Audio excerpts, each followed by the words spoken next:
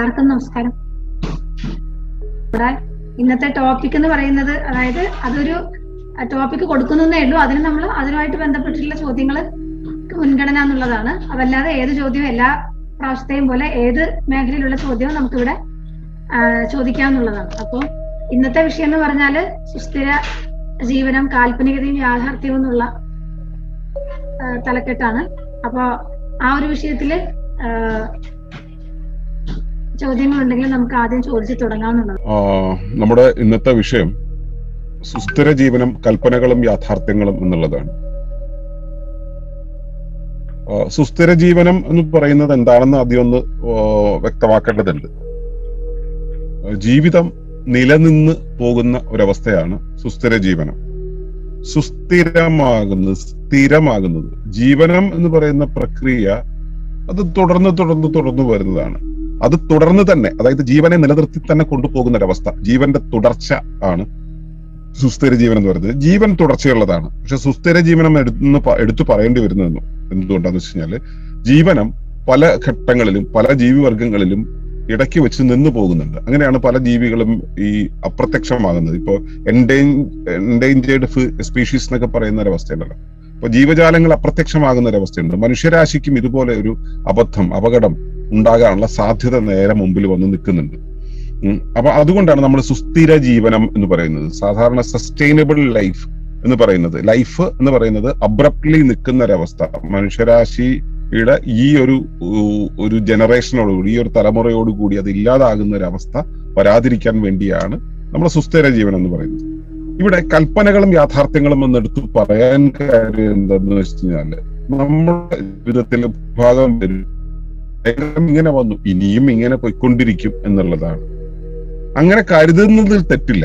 യഥാർത്ഥത്തില് നമ്മുടെ ചുറ്റും നടക്കുന്ന സംഭവ വികാസങ്ങൾ എത്രത്തോളമാണ് എന്ന് അറിയുന്നത് വരെയും അങ്ങനെ കരുതുന്നതിൽ തെറ്റില്ല. ഇത്രയും തലമുറകൾ കൈമാറി ജീവിച്ചു വന്ന ഭൂമി, പരിസരം, പശ്ചാത്തലം, അതിനെക്കുറിച്ചുള്ള അറിവ്, അത് നമ്മൾ ഉണ്ടാക്കി തന്ന സംസ്കാരം, ഇതെല്ലാം നമ്മൾ കൈമാറി പകർന്ന് ഇങ്ങനെ പോയിക്കൊണ്ടിരിക്കുമ്പോൾ ഇനി വരുന്ന തലമുറകളിലേക്ക് നമ്മളതിങ്ങനെ പകർന്ന് ഇതൊരു തുടർച്ചയായി പോയിക്കൊണ്ടേയിരിക്കും എന്ന് കരുതുന്നതിൽ തെറ്റില്ല.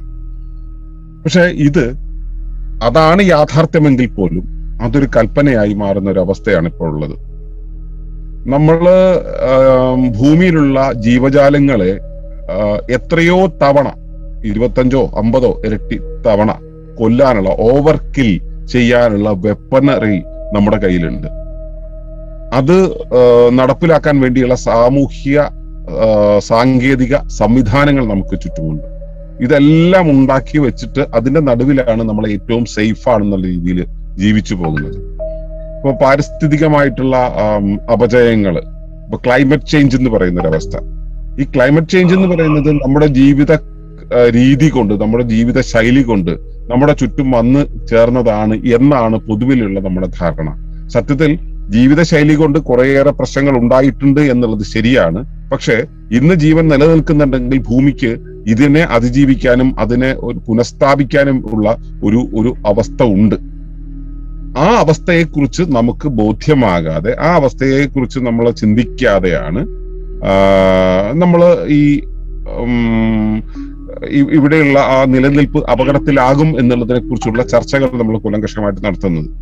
ഭൂമിക്ക് റെസിലിയൻസ് ഉണ്ട്, അതുകൊണ്ട് തന്നെ എല്ലാത്തിനെയും പുനഃസ്ഥാപിക്കാൻ ഭൂമിക്ക് കഴിയും എന്നുള്ള അവസ്ഥയിലാണ് നമ്മൾ കരുതേണ്ടത്.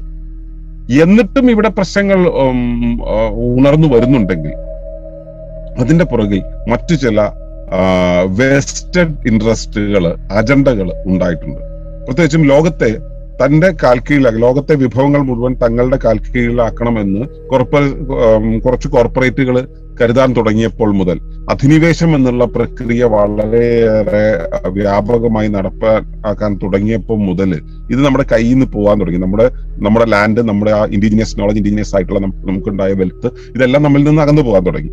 ഈ അകന്നുപോക്ക് ഇപ്പോൾ നമുക്ക് വളരെ കൃത്യമായിട്ട് ബോധ്യം വരുന്നുണ്ട്. അത് എവിടം വരെ അടക്കുന്നുണ്ട്. ഇവിടെയുള്ള വിഭവങ്ങളെല്ലാം തന്നെ ഒരു കൂട്ടം ആളുകളുടെ കയ്യിലേക്ക് ഒതുക്കാൻ വേണ്ടിയിട്ട് ഇവിടെയുള്ള ജീവജാലങ്ങളെയും മനുഷ്യരാശിയും തന്നെ ഇല്ലാതാക്കാൻ പാകത്തിലുള്ള പാരിസ്ഥിതികമായ വ്യതിയാനങ്ങൾ ബോധപൂർവം കൊണ്ടുവരുത്തുന്ന, ഉദാഹരണത്തിന് കൃത്രിമ മഴ, കൃത്രിമമായിട്ടുണ്ടാവുന്ന കാലാവസ്ഥാ വ്യതിയാനം പോലുള്ള കാര്യങ്ങൾ, ജിയോ എഞ്ചിനീയറിംഗ് പോലുള്ള സംവിധാനങ്ങൾ വഴി അതിവിടെ ഉണ്ടായിട്ടുണ്ട്. അപ്പോ അതിന്റെ പ്രഹരങ്ങൾ നമ്മൾ ഏറ്റുകൊണ്ടേയിരിക്കുകയാണ്. ഇത് നടപ്പിലാക്കാൻ വേണ്ടി പ്രവർത്തിക്കുന്ന ആളുകളും ഇതിനകത്ത് പെട്ടുപോകുന്നു എന്നുള്ളത് ഉണ്ടെങ്കിൽ പോലും അതൊന്നും ആരുടെയും വിഷയമാകുന്നില്ല. അപ്പൊ ഇതിനെ അതിജീവിക്കാനുള്ള ഒരു വഴിയാണ് നമ്മൾ മുൻപോട്ട് വയ്ക്കുന്ന സുസ്ഥിര ജീവന ശൈലി എന്ന് പറയുന്നത്. നമ്മൾ ഇവിടെ ഇത്തരം ക്ലൈമറ്റ് ചേഞ്ച് പോലുള്ള കാര്യങ്ങളെല്ലാം സ്വാഭാവികമായി സംഭവിക്കുന്നതാണ് എന്ന കൽപ്പനകളിൽ നമ്മൾ ഇരിക്കുമ്പോൾ യാഥാർത്ഥ്യം എന്ന് പറയുന്നത് അത് മാൻമെയ്ഡ് ആണ് എന്നുള്ളതാണ്.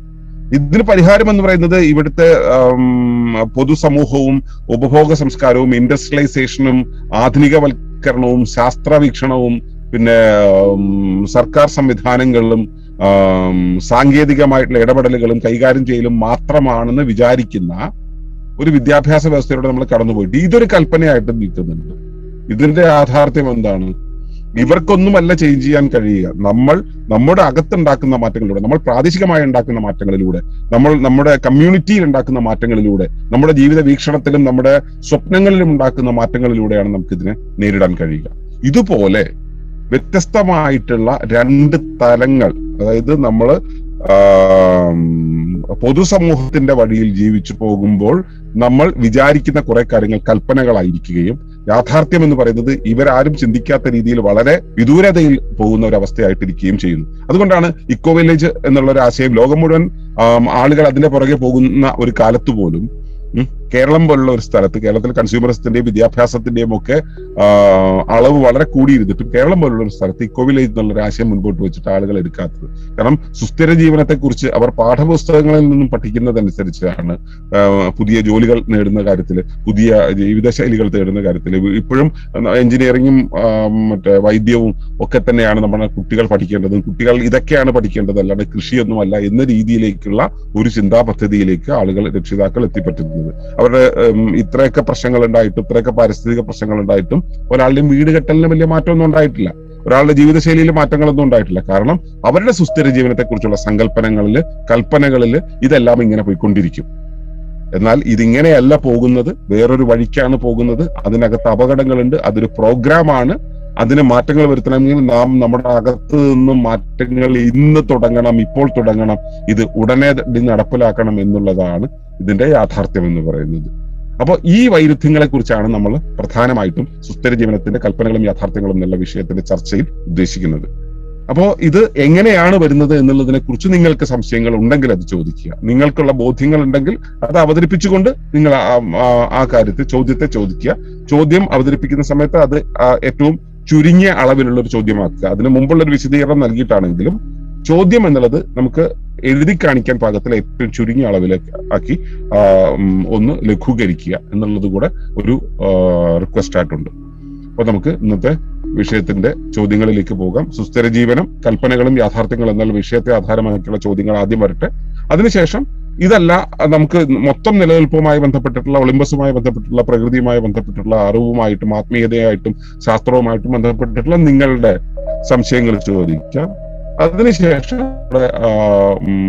റിസർവ്ഡ് ചോദ്യങ്ങൾ, നമ്മുടെ ഒളിമ്പസിലെ കോർ ഗ്രൂപ്പുകളിൽ പോസ്റ്റ് ചെയ്തിട്ടുള്ള റിസർവ്ഡ് ചോദ്യങ്ങളിലേക്ക് നമുക്ക് നീങ്ങാം. അപ്പൊ നിങ്ങളുടെ ചോദ്യങ്ങൾ ചോദിക്കാനായിട്ട് ക്ഷണിക്കുന്നു. സ്വാഗതം. എല്ലാവർക്കും നമസ്കാരം.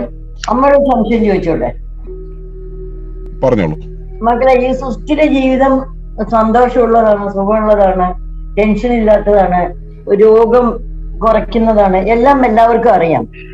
ഈ സ്വത്ത് ശേഖരിക്കുന്ന എല്ലാം കൂടി എന്റെ കാൽക്കീഴിൽ വന്നു ചേരണം എന്ന് ആഗ്രഹിക്കുന്ന കുറച്ച് വമ്പൻ മുതലാളിമാര്, വമ്പൻ മുതലാളിമാരുണ്ടല്ലോ, അവരൊക്കെ ഈ സ്വത്തെല്ലാം ശേഖരിച്ചിട്ട് അവർക്കറിയാലോ അവര് മരിച്ചു പോകുന്നതും കൊണ്ടുപോകില്ല, ഇതിങ്ങനെ ചെയ്യുന്നത് തെറ്റാണെന്ന്. ഇതിങ്ങനെ കൂട്ടി വെച്ചിട്ട് അവരുടെ ലക്ഷ്യം എന്താ? ലാസ്റ്റ് എല്ലാം അവർക്ക് കിട്ടിയെന്ന് വെച്ചോ, നമ്മുടെയൊക്കെ പോയി അവരെല്ലാം നേടി. എന്നിട്ട് അവര് ഇതുകൊണ്ട് എന്ത് നേടാനാണ്? എന്താണ് അവരുടെ ലക്ഷ്യം? ഇങ്ങനെ ശേഖരിച്ചു വെച്ചിട്ട് അവർക്ക് എന്താണ് ഒരു കാര്യമുള്ളത്? എന്തായാലും ഒരു ജാണ് വയറിലേക്കുള്ളതല്ലേ ഉണ്ണുള്ളൂ, രോഗത്തിനല്ലേ മരുന്ന് കഴിച്ചുള്ളൂ, ഒരു വസ്ത്രമല്ലേ എടുക്കുള്ളൂ. ഇതൊക്കെ എല്ലാവർക്കും അറിഞ്ഞിട്ട് ഇതിങ്ങനെ കൂമ്പാരം കൂട്ടി വെച്ചിട്ട് എന്തിനാ കാര്യം? എന്താണ് അവരുടെ ഉദ്ദേശം, ലക്ഷ്യം? അതുകൊണ്ട് നേട്ടം, അതിപ്പോ എത്ര തലമുറയ്ക്ക് തിന്നാലും തീരാത്ത ഈ സ്വത്ത് കൊണ്ട് എന്താണ് അവർക്ക് കാര്യം? ഇങ്ങനെ ചെയ്യുന്നതിൽ അവർക്ക് എന്താണ് ഒരു സുഖം, എന്താണ് ഒരു നന്മ, എന്താണ് ഒരു സംതൃപ്തി, അവർക്ക് എന്താണ് അതിൽ ലഭിക്കുന്നത്? ഓക്കെ. അപ്പൊ ഞാനിതിന് ഒരു കഥ പറഞ്ഞുകൊണ്ട് ഞാൻ ഇതിലേക്ക് വരാം. നേരിട്ടൊരു ഉത്തരം ഇതിന് തരിക ബുദ്ധിമുട്ടാണ്. അത്തരം ഒരു ചോദ്യമാണിത്. ഭിക്ഷക്കാരെ കണ്ടിട്ടുണ്ടാവും. വൈകുന്നേരം തന്റെ കിടപ്പിടം ഒരു കടയുടെ മുമ്പില് ഷട്ടർ അടച്ചു കഴിഞ്ഞാൽ അതിന്റെ മുമ്പിൽ ഒരു കാർഡ്ബോർഡ് വിരിച്ചിട്ട് അതിൽ കിടന്നുറങ്ങുന്ന ഭിക്ഷക്കാർ. പകല് ഭിക്ഷ എടുക്കും, വൈകുന്നേരം അവിടെ പോയി കിടക്കും. കാരണം അവർക്ക് കിടപ്പിടമില്ല. അവരെ സംബന്ധിച്ചിടത്തോളം അവരുടെ പരിധി എന്ന് പറയുന്നത് ആ കാർഡ്ബോർഡും കിടക്കാനുള്ള കാർഡ്ബോർഡും അവർക്ക് ഭിക്ഷ തണ്ടാനുള്ള സ്ഥലവും ഒക്കെയാണ്. അവിടെ അവർ വൈകുന്നേരമാകുമ്പോൾ ആ സ്ഥലത്ത് വേറൊരാൾ വന്നിട്ട് കാർഡ്ബോർഡ് വിരിച്ച് കിടക്കാൻ ഒരുങ്ങിയാൽ, അല്ലെങ്കിൽ വേറൊരാൾ ആ സ്ഥലം കൈയേറിയിട്ടുണ്ടെങ്കിൽ ഇവരാകെ പ്രക്ഷുബ്ധമാകും.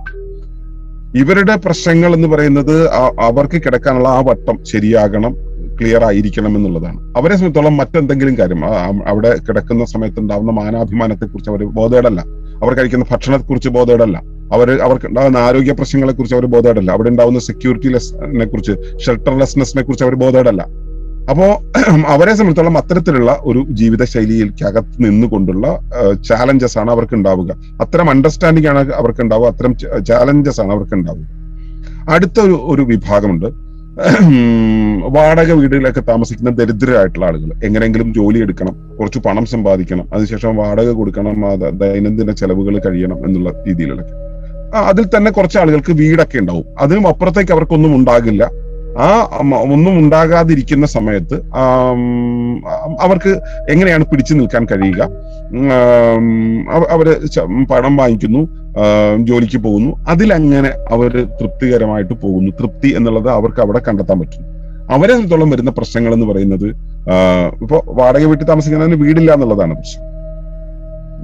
സ്വന്തം വീട്ടിൽ താമസിക്കുന്നവന് അടുത്ത വീട്ടിലൊരു കല്യാണം നടക്കുന്ന സമയത്ത്, കല്യാണത്തിന് പോകുന്ന സമയത്ത് ഒരു സ്വർണ്ണ കടം വാങ്ങിക്കാൻ അടുത്തെങ്കിലും പരിചയക്കാരില്ല. സ്വർണം ഇട്ടിട്ട് പോകാൻ കടം വാങ്ങിക്കാനും അടുത്തെങ്കിലും പരിചയക്കാരില്ല എന്നുള്ളതാണ്. അതിനും അപ്പുറത്തൊരു മീഡിയോക്കർ ലെവലിൽ വരുന്ന ആളുകളെ സംബന്ധിച്ചിടത്തോളം, കൺസ്യൂമറിസത്തിന്റെ മിഡിൽ ക്ലാസ് രീതിയിൽ ജീവിച്ചു പോകുന്ന ആളുകളെ സംബന്ധിച്ചിടത്തോളം, അപ്പുറത്തെ വീട്ടിൽ ഒരു ഉപകരണം വാങ്ങിച്ചു, അല്ലെങ്കിൽ അപ്പുറത്തെ വീട്ടിൽ ഒരു വാഹനം വാങ്ങിച്ചു, നമ്മുടെ വീട്ടിലത് ഇല്ല, അല്ല അവരുടെ വീട്ടിലൊരു TV വാങ്ങിച്ചു, നമ്മുടെ വീട്ടിലതില്ല, അതുകൊണ്ട് അതിലേക്ക് എത്തിക്കണം എന്നുള്ളതായിരിക്കും.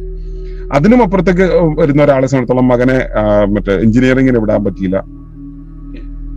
നോക്കൂ, ഈ ആദ്യത്തെ ആളെ സംബന്ധിച്ചിടത്തോളം ആ കാർഡ്ബോർഡ് വിരിക്കാൻ സ്ഥലമില്ല എന്നുള്ള പ്രശ്നത്തിൽ നിന്നും ഇവിടെ എഞ്ചിനീയറിംഗിന് സീറ്റ് കിട്ടിയില്ല എന്ന് പറയുന്ന ഒരു വിഷയത്തിലേക്ക് എത്തുമ്പോൾ, ഒരു 2-3 തലങ്ങൾ കഴിഞ്ഞ് എത്തുമ്പോഴേക്കും ക്ലാസുകൾ ഒന്ന് മാറി, വ്യത്യസ്ത സാമ്പത്തിക ക്ലാസുകൾ മാറിയിട്ട് ഒരു പ്രത്യേക തലത്തിൽ എത്തുമ്പോഴേക്കും തന്നെ ഇവരുടെ ആറ്റിറ്റ്യൂഡ് തന്നെ മാറി. ഇവർക്ക് മനസ്സിലാകുന്ന ഭാഷ്യങ്ങൾ മാറി. ഇവരുടെ ഇടപെടലുകൾ, സംസ്കാരം, സാമ്പത്തികം, എല്ലാ കാര്യങ്ങളിലും അവരുടെ ഇടപെടൽ രീതികളും കാഴ്ചപ്പാടുകളും നിലപാടുകളും വീക്ഷണങ്ങളും ആഗ്രഹങ്ങളും ആവശ്യങ്ങളും അവരുടെ ബേസിക് ആയിട്ടുള്ള നീഡിനെ കുറിച്ചുള്ള ഡെഫിനിഷനും ജീവിതത്തെ കുറിച്ചുള്ള അവതരണവും എല്ലാം മാറി. ഈ 3-4 തലങ്ങൾ, സാധാരണക്കാരന്റെ 3-4 തലങ്ങൾ കഴിയുമ്പോഴേക്കും തന്നെ ഈ ആറ്റിറ്റ്യൂഡുകൾ മുഴുവൻ മാറിക്കഴിഞ്ഞു. അപ്പോ ഇതിന്റെ 10-100 തലങ്ങൾക്കപ്പുറത്ത് നിൽക്കുന്ന, ലോകം ഭരിക്കുന്ന, ഈ ലോക വിഭവങ്ങൾ മുഴുവൻ സ്വന്തമാക്കണമെന്ന് വിചാരിക്കുന്ന ആളുടെ ആറ്റിറ്റ്യൂഡ്, അതിനെ നമുക്ക് മനസ്സിലാക്കാൻ കഴിയില്ല. അതാദ്യം ബോധ്യമാവണം നമുക്ക്. അമ്മയുടെ ചോദ്യത്തില് ഒരു പ്രധാന കാര്യം എന്ന് വെച്ചാൽ അവരെന്തിനാണ് ഇത് എടുക്കുന്നത് നമുക്കറിയില്ല. ഇത് ഒന്നാമത്തെ കാര്യം. രണ്ടാമത്തെ കാര്യം എന്ന് പറയുന്നത്, ഹ്യൂമൻ ലെവലിൽ നിന്നിട്ടാണ് നമ്മൾ ഇതിനെല്ലാം കാണുന്നത്. ഹ്യൂമൻ ലെവൽ എന്ന് പറയുന്ന സമയത്ത് നമ്മൾ സമൂഹത്തെ, നമുക്ക് അറിയാലോ, നമുക്ക് 3 ഭാഗങ്ങളായിട്ട്, 3 വെർട്ടിക്കൽ, ഹൊറിസോണ്ടൽ ആൻഡ് സെറ്റ് ആക്സിസിൽ 3 തരത്തിൽ നമ്മളതിനെ ഒരു 3 ഡയമെൻഷണൽ പിക്ചറിൽ സൊസൈറ്റിയുടെ വിധാനത്തെ നമ്മൾ പറയുന്നുണ്ട്. അതിൽ വെർട്ടിക്കൽ ആയിട്ടുള്ള സിസ്റ്റം ആയിട്ട് ഡിസ്ട്രിബ്യൂട്ട് ചെയ്തിട്ടുള്ള ഒരു സംവിധാനം. അതിൽ ഹ്യൂമൻ സൊസൈറ്റിയെ തന്നെ നമ്മൾ ഇങ്ങനെ വിധാനിച്ചിട്ടുള്ളതാണ് ഹൊറിസോണ്ടൽ ആയിട്ടുള്ള സംവിധാനം. ഈ ഹൊറിസോണ്ടൽ ആയിട്ടുള്ള സംവിധാനത്തിന്റെ തലത്തിൽ നിന്നുകൊണ്ടാണ് നമ്മൾ ഈ കാര്യങ്ങളെല്ലാം ബോധ്യപ്പെടുന്നത്. പ്രത്യേകിച്ചും സാമൂഹ്യ സാഹചര്യങ്ങളെ മനസ്സിലാക്കുന്നത്, അതിന്റെ രാഷ്ട്രീയ സാഹചര്യങ്ങളെ, സാമ്പത്തിക സാഹചര്യങ്ങളെ, നമ്മൾ ഇന്ന് സമൂഹം എന്ന് പറയുന്ന ആ ഒരു സംവിധാനത്തിൽപ്പെട്ട മിക്കവാറും എല്ലാ കാര്യങ്ങളെ കുറിച്ചും നമ്മൾ മനസ്സിലാക്കുന്നത് ഈ ഹൊറിസോണ്ടൽ ആയിട്ടുള്ള പ്ലെയിനിൽ നിന്നിട്ടാണ്. സമൂഹത്തിന്റെ പഠനം, സാമൂഹ്യ പഠനം, സാമൂഹ്യ ശാസ്ത്രത്തിന്റെ പഠനം, ഇങ്ങനെയുള്ള കാര്യങ്ങളെല്ലാം തന്നെ നമ്മൾ ഈ ഒരു തലത്തിൽ നിന്നും മാത്രമാണ് മനസ്സിലാക്കുന്നത്. ഇതിന് മറ്റു പ്ലെയിനുകൾ ഉണ്ടെന്ന് നമ്മൾ അറിയുന്നില്ല. നമ്മൾ ചിന്തിക്കുന്നില്ല. അങ്ങനെ ഒരു വിദ്യാഭ്യാസം നമുക്ക് നൽകപ്പെടുന്നില്ല. ഈ ഒരു അവസ്ഥയിൽ നിന്നുകൊണ്ട് നമ്മൾ ഈ പ്രശ്നത്തെ കരുതുന്ന സമയത്ത് യഥാർത്ഥത്തിൽ ഇവർ ഈ വെൽത്ത് എല്ലാം ഒരിടത്തേക്ക് കോൺസെൻട്രേറ്റ് ചെയ്യണമെന്ന് പറയുന്നതിന്റെ സിസ്റ്റമിക് ആയിട്ടുള്ള കൺസേൺ എന്താണെന്ന് നമുക്ക് മനസ്സിലാവില്ല. അതിന് മറ്റു ചില കാര്യങ്ങളുണ്ട്. അതിന് എനിക്ക് തെളിവുകളില്ല, ചില വിശ്വാസങ്ങൾ മാത്രമാണെന്നുള്ളതുകൊണ്ട് ഞാൻ ഇവിടെ അത് അവതരിപ്പിക്കുന്നില്ല. എങ്കിലും ഹ്യൂമൻ ലെവലിൽ നിന്നിട്ടല്ല ഈ പ്രശ്നങ്ങളെല്ലാം ഉണ്ടാക്കുന്ന ആളുകൾ ഇതിനെ കൈകാര്യം ചെയ്യുന്നത്. ഓർഡിനറി ഹ്യൂമന്റെ ആ ഒരു ലെവലിൽ നിന്നിട്ടല്ല ഇതിനെ കൈകാര്യം ചെയ്യുന്നത്. പിന്നെ മനുഷ്യന്റെ കാര്യത്തിൽ അറിയാമല്ലോ, മറ്റേ ഞാന് നേരത്തെ ഒരു ഓപ്പൺ സെഷനിൽ ചൊല്ലിയ മസൂദൻ നായരുടെ ഒരു കവിതയുടെ ഒരു വരി, നേടാവുന്നതിലമരില്ലല്ലോ മാനുഷ സങ്കല്പം, നേടാനാവാത്തവയിൽ ലഭിപ്പതൊരു ആനന്ദമനൽപ്പം, നേരം വൈകിയ നേരത്തും നാം ആവതിനാശിപ്പേൻ, നേരാനാശിച്ചാനന്ദിപ്പതും ആത്മസുഖം തന്നെ. കേട്ടിട്ടുണ്ടാവും. ഇതാണ് അവസാന നിമിഷം വരെയും ആഗ്രഹിക്കുക എന്നുള്ളത് മനുഷ്യന്റെ ഒരു നേച്ചറാണ്. അവന്റെ ആഗ്രഹത്തിന്റെ സൈസ് വളരെ വലുതാണ്. ആ വലിയ സൈസിൽ അവൻ ആഗ്രഹിക്കുന്നു, അതെല്ലാം അക്യൂമുലേറ്റ് ചെയ്ത് തന്റെ കാൽക്കീഴിലാക്കാൻ ശ്രമിക്കുന്നു എന്നുള്ളതാണ്. ഈ കാൽക്കീഴിലാക്കുക എന്നുള്ള ആ ഒരു ചിന്തയുടെ പാറ്റേൺ നമുക്ക് മുമ്പ് നമ്മുടെ മലയോരങ്ങളിലെല്ലാം വെട്ടിപ്പിടിച്ച കുടിയേറ്റ കർഷകരായിട്ടുള്ള നമ്മുടെ പിതാമഹന്മാര് അവരെ വെട്ടിപ്പിടിച്ചപ്പോ അത് അവർ വെട്ടിപ്പിടിക്കലായിരുന്നു. പ്രൊക്യൂർമെന്റ് എന്നുള്ള കാര്യം മാത്രമേ അവർ ചെയ്തിട്ടുള്ളൂ. അതിനുശേഷം അവർ വേലി കെട്ടി, ആ വേലിക്ക് ആധാരമുണ്ടാക്കി, ആ ആധാരമുള്ള സ്ഥലത്തിന്റെ നടുവിൽ നമ്മൾ ജനിച്ചു. എന്നിട്ട് നമ്മൾ അതിന്റെ നടുക്കിരുന്നിട്ട് നമ്മൾ ഈ വെൽത്ത് എന്നുള്ളത് ഒരു സാമൂഹിക സ്റ്റാൻഡേർഡ് ആണെന്ന് നമ്മൾ വിചാരിക്കുന്നു. സാമൂഹ്യമായിട്ടുള്ള ഒരു പൊതു സംവിധാനമാണെന്ന് വിചാരിക്കുന്നു. എന്റെ സ്വത്ത്, എന്റെ സ്ഥലം, എന്റെ എന്നുള്ളത്. ഇതിലേക്ക് വേറെ ആരെങ്കിലും കടന്നു വന്നാൽ നമ്മൾ അതിനെ ശക്തിയുക്തം എതിർക്കും. ഇത് നമ്മുടെ ഒരു ആറ്റിറ്റ്യൂഡാണ്. നമ്മൾ അതിനെ മറ്റുള്ളവരെ എതിർക്കുന്നതും എന്റെ സ്വത്ത് സംരക്ഷിക്കണം എന്ന് പറയുന്ന ഒരു ആറ്റിറ്റ്യൂഡ് എവിടെ നിന്നാണ് വന്നത്? നമ്മൾ ആ ജീവികളുടെ മറ്റു സഹജീവികളുടെയൊക്കെ സ്ഥലങ്ങളെ കവർന്നെടുത്തപ്പോ നമ്മൾ ഇതൊന്നും ആലോചിച്ചില്ല. പിതാമഹന്മാർ അതൊക്കെ ചെയ്തപ്പോ ഒന്നും നമ്മളിത് ആലോചിച്ചില്ല. നമ്മൾ ആ ഒരു വട്ടത്തിനകത്ത് ജീവിച്ചു വന്നപ്പോഴാണ് നമ്മൾ ഇതെല്ലാം ചിന്തിച്ചത്. എന്നിട്ട് നമ്മുടെ സ്വത്തിന്റെ സംരക്ഷണത്തെ കുറിച്ച് പറയുന്നു, നമ്മുടെ ആ ഒരു വേലിക്കെട്ടിനെ സംരക്ഷിക്കുന്നതിനെ കുറിച്ച് പറയുന്നു. നമ്മൾ ഈ ചെയ്തത് ഇപ്പോഴും നിങ്ങൾ കൊതുകുകളോട്, ഈച്ചകളോട്, സൂക്ഷ്മജീവികളോട്, മണ്ണിൽ കാണുന്ന സാധാരണ സംവിധാനങ്ങളോട് നിങ്ങൾ കാണിക്കുന്നത് എന്താണ്? അത് തന്നെ ഹ്യൂമൻ ലെവലിന്റെ അപ്പുറത്ത് നിന്ന് ഈ ജനതയെ, സമൂഹത്തെ, ലോകത്തെ കാണുന്ന അവർ നിങ്ങളോട് കാണിക്കുന്നു, നിങ്ങളുടെ വെൽത്തിനോട് കാണിക്കുന്നു. ശരിയല്ലേ? അതേ ഉള്ളൂ. ഇത് ഈ ആറ്റിറ്റ്യൂഡ് ഒന്ന് തന്നെയാണ്. നമ്മൾ സിസ്റ്റമിക് പാറ്റേൺസിനെ കുറിച്ച് പറഞ്ഞതുപോലെ എന്താണ് നെറ്റ്വർക്ക് സിമെട്രി എന്നുള്ളൊരു ഒരു പ്രതിഭാസമുണ്ടല്ലോ. ഒരു ശരീരത്തെ എടുത്തു നോക്കിയാൽ ശരീരത്തിന്റെ അവയവത്തിന്റെ പ്രവർത്തനത്തിന്റെ ലക്ഷണം ശരീരത്തിൽ തന്നെ കാണാൻ പറ്റും എന്ന് പറയുന്നത്. അതുപോലെ ഈ ലോക സമൂഹത്തിന്റെ ഒരു വലിയ പതിപ്പിനെ എടുത്ത് നോക്കിക്കഴിഞ്ഞാൽ അവിടെ എന്താണ് സംഭവിക്കുന്നത്? അത് തന്നെയാണ് നമ്മുടെ മൈന്യൂട്ടായിട്ടുള്ള ജീവിതത്തിൽ നമ്മൾ ചെയ്യുന്നത്. നമ്മളൊരു പച്ചക്കറി കിട്ടിക്കഴിഞ്ഞാൽ പച്ചക്കറിയിലെ മറ്റേ പുഴുവിനെ നമ്മൾ കളയാനായിട്ട് ചുടുവെള്ളത്തിലിടും. നമുക്ക് അതിൽ മടിയില്ല.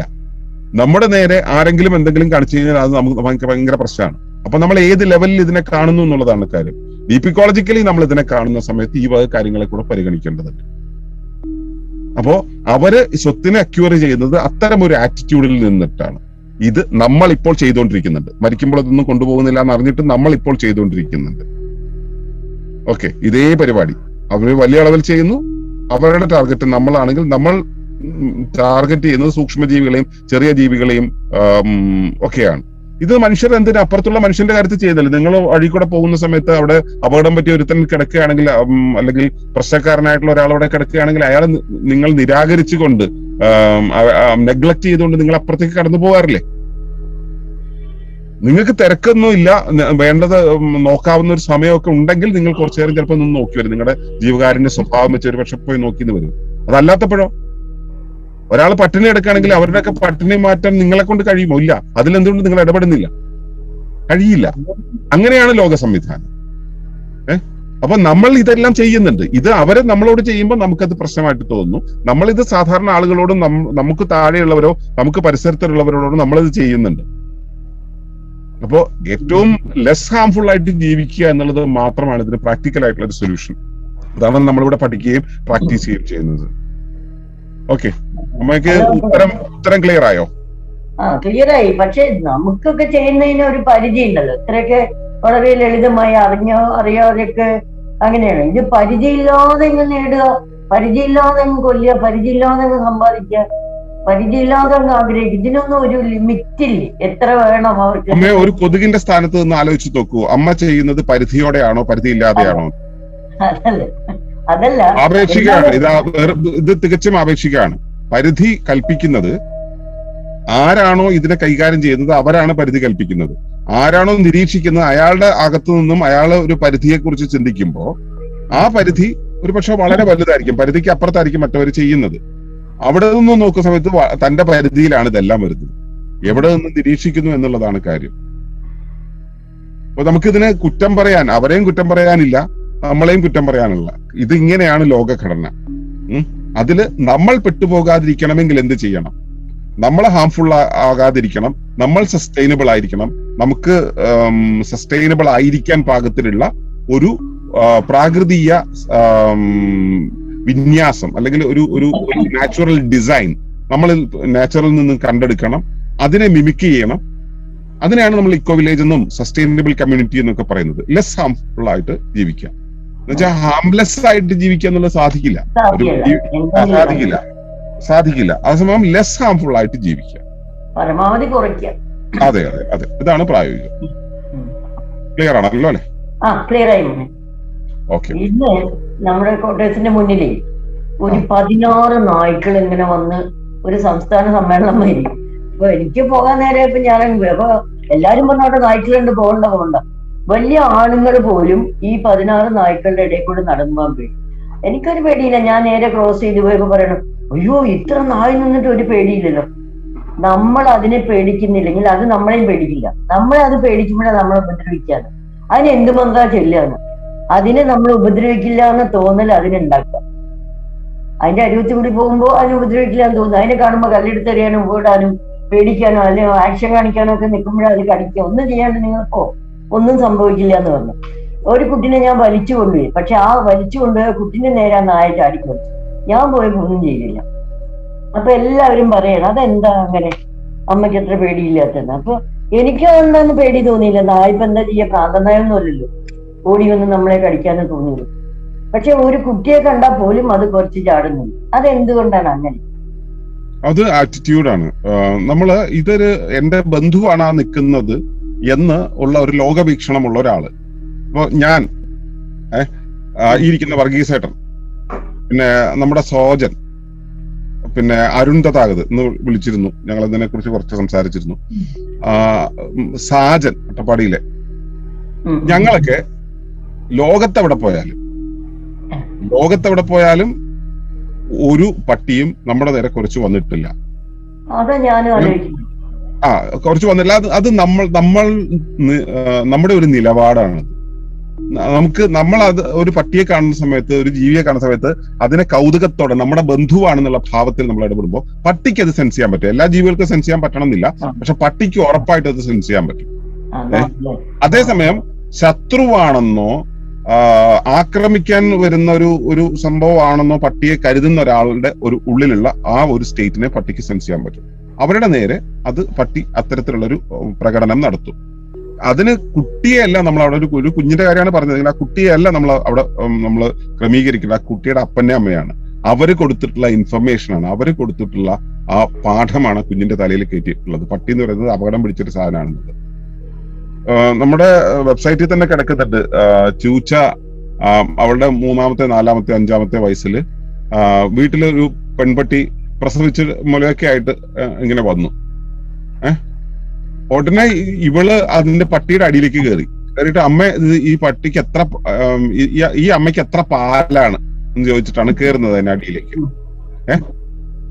ഒരു പട്ടി വഴി കൂടെ പോകുന്നൊരു പട്ടി വീട്ടിലേക്ക് കൂടെ കയറി വന്നു കഴിഞ്ഞപ്പോ, വീട്ടിന്റെ മുറ്റത്തൂടെ കയറി വന്നപ്പോ ഇവള് നേരെ അതിന്റെ അകത്തേക്ക് കയറിയിട്ടാണ് ചോദിക്കുന്നത്. അത് കടിക്കുമെന്നുള്ളൊരു ആറ്റിറ്റ്യൂഡ് അവൾക്കില്ല. ആ പട്ടി ഉടനെ നിന്ന് കൊടുത്തു അവിടെ. കാരണം ആ പട്ടിക്ക് ഇതൊരു കുഞ്ഞാണെന്നാണ് തോന്നിയത്. ഇവളെക്കാളും പ്രായം കുറവായിരിക്കും പട്ടിക്ക്, എന്നാലും പട്ടിക്ക് അത് കുഞ്ഞാണെന്നാണ് തോന്നുന്നത്. ആ കുഞ്ഞിനോടുള്ള ആറ്റിറ്റ്യൂഡിൽ പട്ടി നിന്നു. അപ്പൊ എന്ത് ആറ്റിറ്റ്യൂഡിലാണ് നമ്മൾ അതിനോട് ഇടപെടുന്നത്, അതിനനുസരിച്ച് പട്ടി തിരിച്ചിടപെടും. ഓക്കെ, ക്ലിയർ ആണോ അമ്മ? താങ്ക് യു മോനെ. കുട്ടികൾക്ക് ആക്ച്വലി നമ്മളുടെ ഉള്ളിലുള്ള ഭാവങ്ങൾ മനസ്സിലാകാൻ പറ്റുന്നുണ്ട്. അതുപോലെ തന്നെ പട്ടിക്ക് മണം കിട്ടും. നമുക്ക് പേടി ഉണ്ടെങ്കിൽ നമ്മുടെ ശരീരത്തിൽ നിന്ന് ഒരുതരം ഇത് പുറപ്പെടുവിക്കും. അത് അതിന് പെട്ടെന്ന് സെൻസ് ചെയ്യാൻ പറ്റും. പേടിയോ അല്ലെങ്കിൽ വെറുപ്പോ എന്നോ ആ രീതിയിൽ നമ്മള് അതിനെ ഉപദ്രവിക്കാനുള്ള ഒരു മനസ്ഥിതി ഉണ്ടെന്നുണ്ടെങ്കിൽ അതും അതിന് മനസ്സിലാക്കാൻ പറ്റുന്നുണ്ട്. പലപ്പോഴും കണ്ടിട്ടുണ്ട്. ഉപദ്രവിക്കില്ല എന്ന് അതിന് നല്ല ബോധ്യം ഉണ്ടാവും നമ്മുടെ പോക്ക് കണ്ടാൽ തന്നെ അല്ലേ? അതെ അതെ. നമ്മുടെ ആറ്റിറ്റ്യൂഡ് കണ്ടാൽ നമ്മുടെ ബോഡി ലാംഗ്വേജ് അതിനോട്ടനെ മനസ്സിലാവും. അപ്പൊ നമുക്ക് അടുത്ത അതിലേക്ക് പോവാം. ഇത്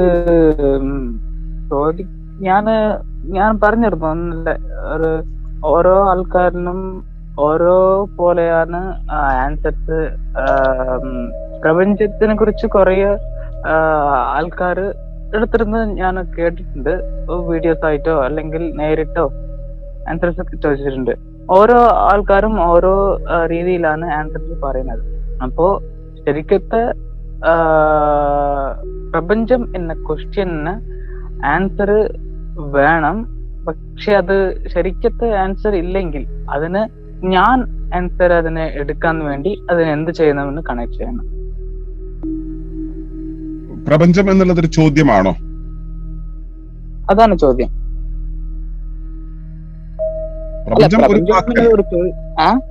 പ്രപഞ്ചം എന്നുള്ളതൊരു വാക്ക്, അതുകൊണ്ട് നമ്മൾ ഉദ്ദേശിക്കുന്ന ഒരു കാര്യം, അതിലെന്താണ് ചോദ്യം? പ്രപഞ്ചം എന്ന്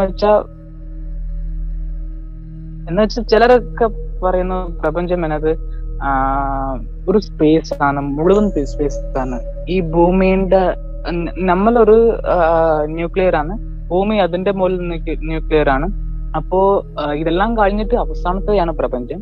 ആ പ്രപഞ്ചം എന്നത് സ്പേസ് ആണ്, അവസാനിക്കാത്ത ഒരു സ്പേസ് ആണ് എന്നാണ് ചിലരുടെ ആൻസേഴ്സ്. അപ്പൊ അങ്ങനെയാണെങ്കിൽ ഇതിനൊരു പരിധി വേണ്ടേ? പ്രപഞ്ചം എന്നതിന് ഒരു പരിധി വേണ്ടേ? അപ്പൊ അതിനാണ് ചോദ്യം. പ്രപഞ്ചം എന്നതിന് പരിധി വേണ്ട എന്നതാണ് ചോദ്യം. ഓക്കെ, ഈ പരിധി എന്ന് പറയുന്നത് ആദ്യം പ്രപഞ്ചം എന്താണ് എന്നുള്ളതാണ് ആദ്യത്തെ ചോദ്യം. അതെ. ഓക്കെ, ഒളിമ്പസിന്റെ വീക്ഷണം അനുസരിച്ച് പ്രകൃതി തത്വശാസ്ത്രത്തിനെ ആധാരമാക്കി പറയുകയാണെങ്കിൽ ഭൗതികമായും ആത്മീയമായും ധർമ്മപരമായും ജ്ഞാനപരമായും ചൈതന്യപരമായും സ്ഥല കാല രൂപ ഭാവ ഭവങ്ങളിൽ പ്രത്യക്ഷമായി നിൽക്കുന്ന അത് എന്തോ അതാണ് പ്രപഞ്ചം.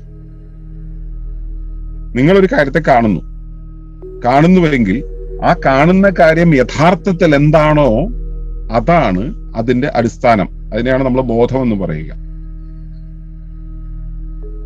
കാണുന്ന കാര്യങ്ങൾ എന്തായിട്ടാണോ പ്രകടമായി നിൽക്കുന്നത്, പ്രകടീകരിച്ച് നിൽക്കുന്നത്, പ്രത്യക്ഷമായി നിൽക്കുന്നതിന്റെ അടിസ്ഥാനമായിട്ട് എന്താണുള്ളത്, പ്രത്യക്ഷമായി നിൽക്കുന്നതിന് അടിസ്ഥാനം എന്താണ്, ആ പ്രത്യക്ഷമായി നിൽക്കുന്ന അതിന്റെ കീഴിലുള്ള പ്രവർത്തനങ്ങൾ എന്തൊക്കെയാണ്, അതിന്റെ പശ്ചാത്തലങ്ങൾ എന്തൊക്കെയാണ്, ഇങ്ങനെയുള്ള കാര്യങ്ങളെല്ലാം കൂടെ ചേർന്നിട്ട് അതെന്താണോ, എന്തായിട്ടാണോ പ്രത്യക്ഷമായി നിൽക്കുന്നത്, പ്രകടമായി നിൽക്കുന്നത്, അതിനെയാണ് നമ്മൾ പ്രപഞ്ചം എന്ന് പറയുന്നത്. അതിന് പ്രത്യേകിച്ച് അളവുകളോ തലങ്ങളോ ഒന്നും ഇല്ല. പക്ഷെ നമ്മൾ എന്താന്ന് വെച്ച് കഴിഞ്ഞാൽ നമുക്ക് അറിയുന്ന കാര്യങ്ങളെല്ലാം നമ്മൾ പേരിട്ട് വിളിക്കും. എന്നിട്ട് അറിയാത്തടത്തെത്തുന്ന സമയത്ത് അതിനെ അനന്തമെന്നും പ്രപഞ്ചമെന്നും ഒക്കെ വിളിക്കും. ഞാൻ പ്രപഞ്ചമാണ്, ഞാൻ ഈ പറയുന്ന വാക്ക് പ്രപഞ്ചമാണ്. ഈ ഞാൻ ഏതൊരു കാര്യത്തിന് പേരിട്ട് വിളിക്കുന്നുണ്ടെങ്കിലും ആ പേരിട്ട് വിളിക്കുമ്പോൾ അതിന് ഒരു രൂപമുണ്ടാകും. അതിന് അത്തരത്തിൽ ആ രൂപമായി മാറാൻ കാരണമായ ചില പ്രവർത്തനങ്ങൾ ഉണ്ടാവും. അത് രൂപമായി കഴിയുമ്പോൾ അതിനുണ്ടാകുന്ന ചില പ്രവർത്തനങ്ങൾ ഉണ്ടാവും. ആ പ്രവർത്തനങ്ങൾ അത് അതിന്റെ പരിസരത്തോടും അതിനോട് തന്നെയും അത് നീതി പാലിച്ച് അതിനോട് ചേർന്ന് പൊരുത്തമായിട്ട് നിൽക്കും. അതൊക്കെ പ്രവർത്തിക്കാൻ ചില ശക്തികൾ അതിനകത്തുണ്ടാവും. അതിന് ഇന്ന ഇടത്ത് അതിനെ നമ്മൾ ഐഡന്റിഫൈ ചെയ്യുന്ന സമയത്ത് ഇന്ന ഇടത്ത് എന്ന് പറയേണ്ടി വരും. അത് ഇന്ന രൂപത്തിൽ എന്ന് പറയേണ്ടി വരും, ഇന്ന ഭാവത്തിൽ എന്ന് പറയേണ്ടി വരും, ഇന്ന പ്രവർത്തനത്തിൽ എന്ന് പറയേണ്ടി വരും. അപ്പൊ ഇങ്ങനെയൊക്കെ ആയി പ്രത്യക്ഷമായി നിൽക്കുന്ന ഒന്ന്. ആ ഒന്നെന്ന് പറയുന്നതിന്റെ അളവ് എത്രത്തോളമാണ്? ഞാൻ അത്തരത്തിൽ ആ പ്രപഞ്ചത്തിന്റെ ഒരു അളവാണ്. നമ്മൾ എന്ന് പറയുന്നത്, ഈ കമ്മ്യൂണിറ്റി എന്ന് പറയുന്നത് ഒരു അളവാണ്. എന്റെ ശരീരത്തിൽ ഒരു അവയവം എന്ന് പറയുന്ന ഒരു അളവാണ്. എന്റെ ശരീരത്തിനകത്ത് അവയവങ്ങൾക്കകത്ത് കലകളോ കോശങ്ങളോ ഉണ്ടെങ്കിൽ അതൊരു അളവാണ്. അപ്പൊ ഈ അളവുകളൊക്കെ ഇപ്പൊ കലകൾ എന്ന് പറയുമ്പോൾ കല എന്ന് പേരിട്ട് നമുക്ക് വിളിക്കാൻ അറിയാം. ശരീരം എന്ന് പറയുമ്പോൾ ശരീരം എന്ന് പേരിട്ട് വിളിക്കാം, സമൂഹം എന്ന് പേരിട്ട് വിളിക്കാം, ഭൂമി എന്ന് പേരിട്ട് വിളിക്കാം, സൗരയൂഥം എന്ന് പേരിട്ട് വിളിക്കാം. പേരിട്ട് വിളിച്ച് അവസാനം എത്തുമ്പോൾ നമുക്ക് പേരിടാനൊന്നുമില്ല. അപ്പോ നമ്മൾ അതിനെ പ്രപഞ്ചം എന്ന് വിളിക്കും. സത്യത്തിൽ ഈ പറയുന്ന ഓരോ അളവും പ്രപഞ്ചമാണ്. ഇവിടെയുള്ളതെല്ലാം തന്നെ പ്രപഞ്ചം തന്നെയാണ്. അപ്പോ അത്തരത്തിൽ വിപുലമായി നിൽക്കുന്ന ഈ ഒരു സംവിധാനത്തെയാണ്, പ്രകടമായി നിൽക്കുന്ന ആ സംവിധാനത്തെയാണ് പ്രപഞ്ചം എന്ന് പറയുന്നത്. അതിന്റെ അണ്ടർലൈൻ പ്രിൻസിപ്പിൾ എന്താണെന്ന് ചോദിച്ചു കഴിഞ്ഞാൽ അതിനെയാണ് നമ്മൾ ബോധം എന്ന് പറയുന്നത്. പരമമായ ബോധം, ശുദ്ധബോധം എന്നൊക്കെ പറയുന്നത്. ബോധത്തിന്റെ പ്രകടമായ അവസ്ഥയാണ് പ്രപഞ്ചം. പ്രപഞ്ചത്തിന്റെ അടിസ്ഥാനപരമായിട്ടുള്ള അവസ്ഥയാണ് ബോധം എന്ന് പറയുന്നത്. ഇതാണ് പ്രപഞ്ചത്തെക്കുറിച്ച് ഒളിമ്പസ് വിശദീകരിക്കുന്ന രീതി. ഇനി ഇതിന്റെ ഒരു പരിധി എന്ന് പറയുന്നത് എന്താണ്? പരിധി കോഴിമുട്ടയുടെ അറ്റം എവിടെയാ? ഒരു വൃത്തം, ഒരു മരം ഉണ്ടാകുന്നു. ഒരു മരത്തിനെ നമ്മൾ ഇങ്ങനെ ക്രോസ് കട്ട് ചെയ്ത് കഴിഞ്ഞിട്ടുണ്ടെങ്കിൽ അവിടെ നമ്മൾ ഒരു വൃത്തം കാണുന്നു. ഈ വൃത്തത്തിന്റെ അറ്റം എവിടെയാണ്? അപ്പോ നമുക്ക് കൃത്യമായിട്ട് ഇതിന്റെ ഈ അറ്റം എന്താണെന്ന് നമുക്കറിയില്ല. അറ്റം അറിയാൻ കഴിയില്ല. സത്യത്തിൽ അറ്റമില്ല. കാരണം ഈ അറ്റങ്ങളെല്ലാം കൂടെ ചേർത്തിട്ട് ഒരുമിച്ചാണ് അത് ഉണ്ടാകുന്നത്. പക്ഷേ നമ്മൾ ഇതിനെ വരയ്ക്കാൻ ഒരുങ്ങാണ്. ഞാൻ എന്റെ ശേഷി ഉപയോഗിച്ച് എന്റെ എല്ലാ ഉപകരണങ്ങൾ ഉപയോഗിച്ച് ഇതിനെ വരയ്ക്കാൻ ഒരുങ്ങാണ്. അപ്പൊ ഞാനൊരു വൃത്തം വരയ്ക്കുന്നു. വൃത്തം വരയ്ക്കുമ്പോൾ ഞാൻ അതിന്റെ ആദ്യം ഒരു കോമ്പസസ് വെച്ചിട്ട് പേപ്പറിലെ ഒരു ഭാഗത്ത് മുട്ടിക്കും. എന്നിട്ട് നമ്മളിങ്ങനെ വരച്ചിങ്ങനെ കൊണ്ടുപോയിട്ട് ഇവിടെ കൊണ്ട് തിരിച്ചു ഇപ്പുറത്തുകൂടെ യാത്ര ചെയ്തിട്ട് ഇവിടെ കൊണ്ട് മുട്ടിക്കും. എന്നിട്ട് നമ്മൾ വിചാരിക്കും ഇവിടെ നിന്ന് തുടങ്ങി ഇവിടെ അവസാനിച്ചു എന്നത്. ഈ തുടക്കം ഒടുക്കം എന്ന് പറയുന്നതിനെയാണ് ക്രമിതമായ വീക്ഷണം, ക്രമിതമായ അറിവ്, ക്രമിതമായ ബുദ്ധി എന്നൊക്കെ പറയാം. ക്രമിതമായ ചിന്ത എന്നൊക്കെ പറയാം. അതിനെ ലീനിയർ തോട്ട് എന്ന് പറയാം. ഈ ലീനിയർ തോട്ട് എന്ന് പറയുന്നത് ബ്രെയിനിന്റെ ഒരു സ്വഭാവവിശേഷമാണ്.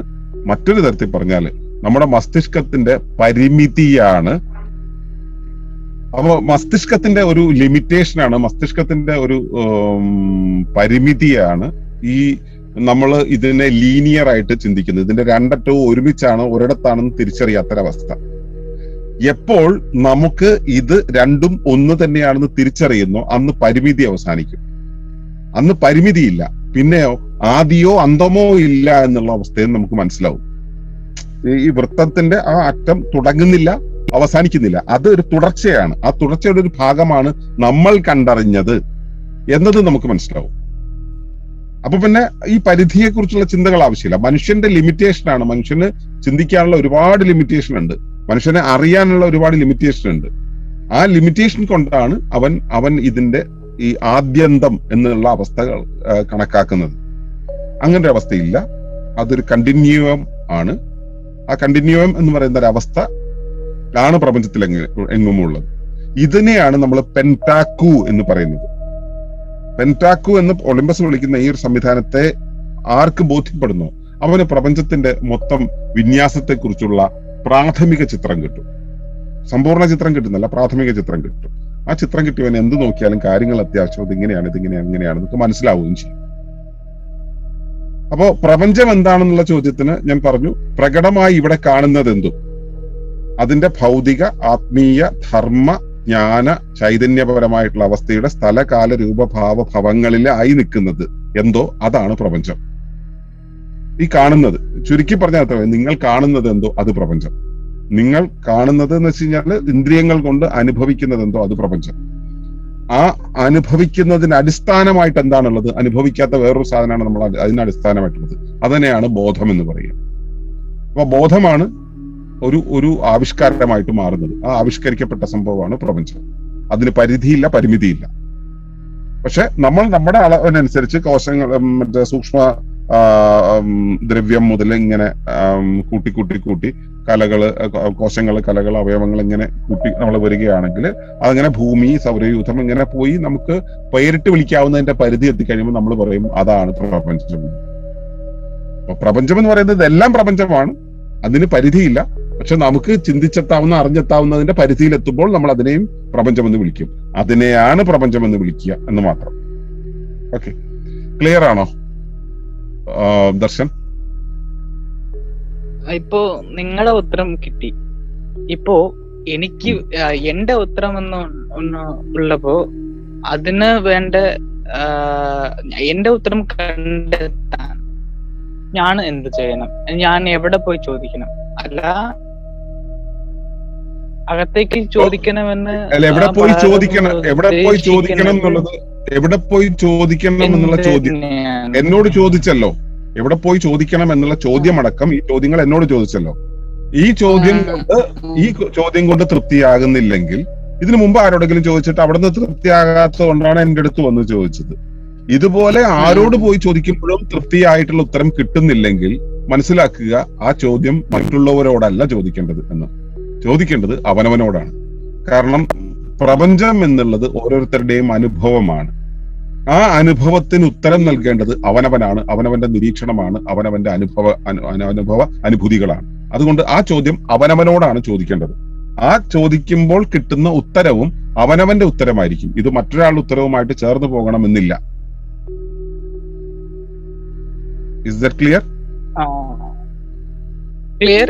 എന്റെ ഉത്തരം കണ്ടെത്തണമെങ്കിൽ ഞാൻ എന്ത് ചെയ്യണം? അതൊരു ചോദ്യം. ഒന്ന്, ഈ ഉത്തരം കണ്ടെത്തണം എന്ന് നിർബന്ധമുണ്ടോ എന്നത് ഒരു കാര്യമാണ്. പിന്നെ രണ്ടാമത്തെ കാര്യം എന്ന് പറയുന്നത്, ഇപ്പോ ദർശൻ ചോദിച്ചപ്പോ ദർശനെ പോലുള്ള ഒരുപാട് പേര് എന്നോട് ചോദിച്ചു എന്നുള്ളത് കൊണ്ട് ഞാൻ എന്നോട് ചോദിച്ചപ്പോൾ എനിക്ക് കിട്ടിയ ഉത്തരം ഞാൻ നിങ്ങൾക്ക് പറയാൻ പാകത്തിലാക്കി അവതരിപ്പിച്ചിട്ടുണ്ട്. കാരണം ഞാൻ എന്നോട് ഒരുപാട് കാലം ചോദിച്ചു വെച്ചാണ് എനിക്ക് ഈ ഒരു ഉത്തരത്തിലേക്ക് എത്തിയത്. ഈ കിട്ടിയ ഉത്തരം മറ്റുള്ളവർക്ക് പകർന്നു കൊടുക്കണം എന്നുള്ള അവസ്ഥ വന്നു കഴിഞ്ഞപ്പോൾ ഞാൻ അവർക്ക് മനസ്സിലാകാൻ പാകത്തിൽ ഞാൻ ഒരു ഭാഷയുടെ രൂപത്തിൽ അതിനെങ്ങനെ ക്രമപ്പെടുത്തി ഇങ്ങനെ അവതരിപ്പിച്ചു. അപ്പൊ എനിക്ക് മനസ്സിലായി എന്നുള്ളൊരു കാര്യം. അപ്പൊ മനസ്സിലായ കാര്യം എന്റെ പരിമിതിക്കനുസരിച്ചാണ് എനിക്ക് മനസ്സിലായിട്ടുള്ളത്. അതിനെ ഞാൻ ഭാഷയിലിട്ട് കലക്കി. അപ്പോൾ തന്നെ ഇതിന്റെ ശുദ്ധി പോയി.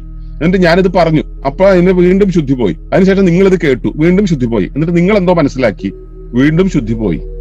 ഞാനീ അറിഞ്ഞ പ്രപഞ്ചമേ അല്ല നിങ്ങളിപ്പോ കേട്ട പ്രപഞ്ചം. അത് മാറി. മനസ്സിലാക്കുക, നമുക്ക് ജന്മത്ത് ഒരിക്കലും അറിയാൻ കഴിയാത്ത ഒന്നാണ് പ്രപഞ്ചം എന്ന് പറയുന്നത്. നമുക്ക് നമ്മുടേതായ ഭാഷ്യം ചവയ്ക്കാമെന്ന് മാത്രമേ ഉള്ളൂ. ഇപ്പോ നമുക്ക് പ്രപഞ്ചത്തെ അറിയാൻ കഴിയണമെങ്കിൽ ഞാൻ 1-2 കണ്ടീഷൻസ് ഞാൻ ഇന്നലെ പറഞ്ഞിരുന്നു. ദർശനെ കാണാൻ കഴിയുമോ?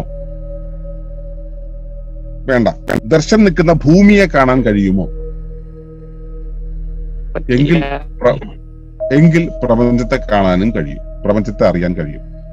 ദർശനെ കാണാനും ദർശന്റെ നിൽക്കുന്ന ഭൂമിയെ കാണാനും അറിയാനും കഴിയുന്നില്ലെങ്കിൽ പ്രപഞ്ചത്തെ അറിയാൻ കഴിയില്ല എന്ന് തന്നെ മനസ്സിലാക്കുക. ഒരിക്കലും അറിയാൻ കഴിയില്ല. പിന്നെ നമുക്കിതൊക്കെ വ്യാഖ്യാനിക്കാന്ന് മാത്രം. ഞാൻ ഈ പറഞ്ഞതൊക്കെ എന്താ വെച്ചാല് എന്റെ ചിന്ത കൊണ്ട് ഞാൻ ഉണ്ടാക്കിയ ചില കാര്യങ്ങളാണ്. ഇതുപോലെ വേറെ ചില ആളുകൾ ഉണ്ടാക്കിയ ചില ചിന്തകളും ഒക്കെ ചേർത്ത് വെച്ച് വായിക്കുമ്പോ ഓക്കെ, നമുക്കത് സമ്മതിക്കാം എന്നുള്ള ഒരു പരസ്പര സമ്മതം മാത്രമേ ഉള്ളൂ. ഇതൊന്നുമല്ല പ്രപഞ്ചം എന്നുള്ളതാണ് മനസ്സിലാക്കേണ്ടത്. ഓക്കെ, നമുക്കതിന് ഉത്തരം കിട്ടില്ല. ഞാൻ ഈ പറഞ്ഞത് മുഴുവൻ എന്റെ വാക്യങ്ങളാണ്, എന്റെ സങ്കല്പനങ്ങളാണ്, എന്റെ ഭാവനയാണ്. ഇതുപോലെ വേറെ ആരൊക്കെയോ ഭാവന ചെയ്തപ്പോഴും ഇതിന് സമമായിട്ട് വന്നു എന്നത് ശരിയാണ്. അത് മനുഷ്യന്റെ ഭാവനയിൽ ഉണ്ടായതാണ് ഈ പ്രപഞ്ചം, മനുഷ്യൻ പറഞ്ഞ പ്രപഞ്ചം. ഇതല്ല യഥാർത്ഥ പ്രപഞ്ചം. മനുഷ്യൻ ഇങ്ങനെയാണ് പറയാൻ കഴിയുക എന്നുള്ളത് കൊണ്ട് ആണ് നമ്മളിത് ഇങ്ങനെ പറയുന്നത്. അത്രയേ ഉള്ളൂ. യഥാർത്ഥ പ്രപഞ്ചത്തെ നമുക്ക് തിരിച്ചറിയാൻ കഴിയില്ല എന്ന് ആദ്യം മനസ്സിലാക്കുക. പിന്നെ അവനവന്റെ അനുഭവത്തെ കണ്ടെത്താൻ അവനവന്റെ അനുഭവങ്ങളിലൂടെ യാത്ര ചെയ്യും, അവനവന്റെ അനുഭൂതികളിലൂടെ യാത്ര ചെയ്യുകയും അവയ്ക്കൊരു വ്യാഖ്യാനം ഉണ്ടാക്കുകയും ചെയ്യാം. എന്തിനാണ് ഈ വ്യാഖ്യാനം ഉണ്ടാക്കേണ്ടത്? ഇത് ആരോടെങ്കിലും വിശദീകരിക്കേണ്ടി വരുമ്പോഴാണ് വ്യാഖ്യാനം ഉണ്ടാക്കേണ്ടത്. സത്യത്തിൽ ഇപ്പോ ജീവിതത്തിൽ ഏറ്റവും ഭംഗിയായിട്ടുള്ളത് എന്താണ്, ജീവിതത്തിൽ ഏറ്റവും അടിസ്ഥാനപരമായിട്ടുള്ളത് എന്താണ് എന്ന് ചോദിച്ചാൽ എല്ലാവരും തലകുത്തി എന്ന് ചിന്തിക്കും. ജീവിതത്തിൽ ഏറ്റവും അടിസ്ഥാനപരമായിട്ടുള്ളത് ജീവിതമാണ്. എന്ന് വെച്ചാൽ ജീവിതം എന്നുള്ളത് ആ ഒരു പ്രോസസ് ഉണ്ടല്ലോ, ജീവിച്ച് മുൻപോട്ട് പോകുമ്പോൾ അറിയുന്നത്, അനുഭവിക്കുന്നത്, വികാരമാകുന്നത്, അനുഭൂതിയാകുന്നത്, അതെല്ലാം കൂടെ ചേർന്നതാണ് ആ ജീവിതം എന്ന് പറയുന്നത്. ഈ ജീവിതത്തെയാണ് ഈ പഠിക്കുമ്പോൾ മനസ്സിലാക്കേണ്ടത്.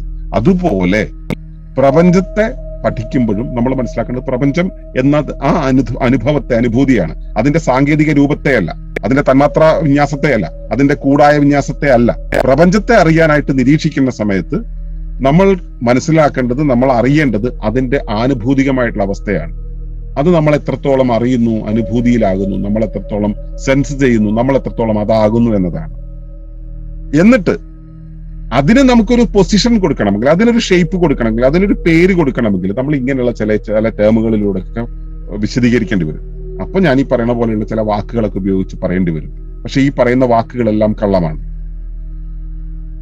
ഈ പറയുന്ന വാക്കുകൾ കള്ളമാണ് എന്ന് വെച്ചാൽ വാക്കെന്ന് പറയുന്ന ഈ അവസ്ഥ തന്നെ ഇതിലെ കള്ളത്തരമാണ്.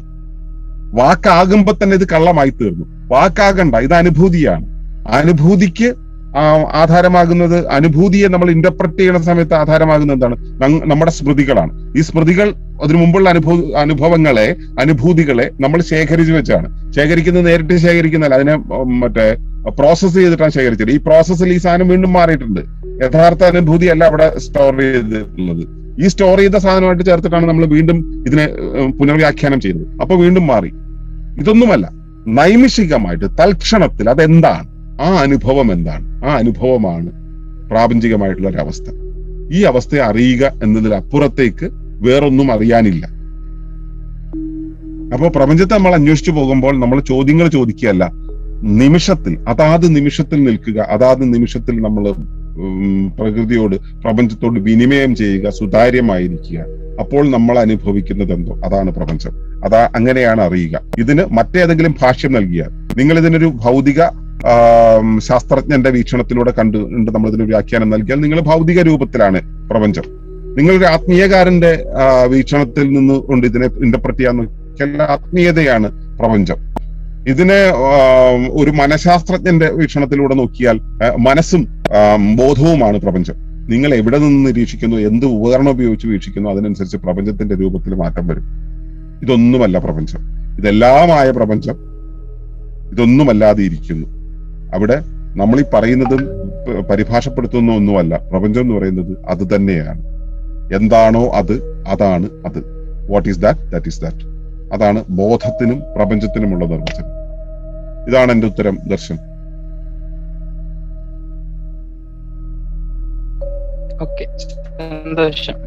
ക്ലിയർ ആയോ?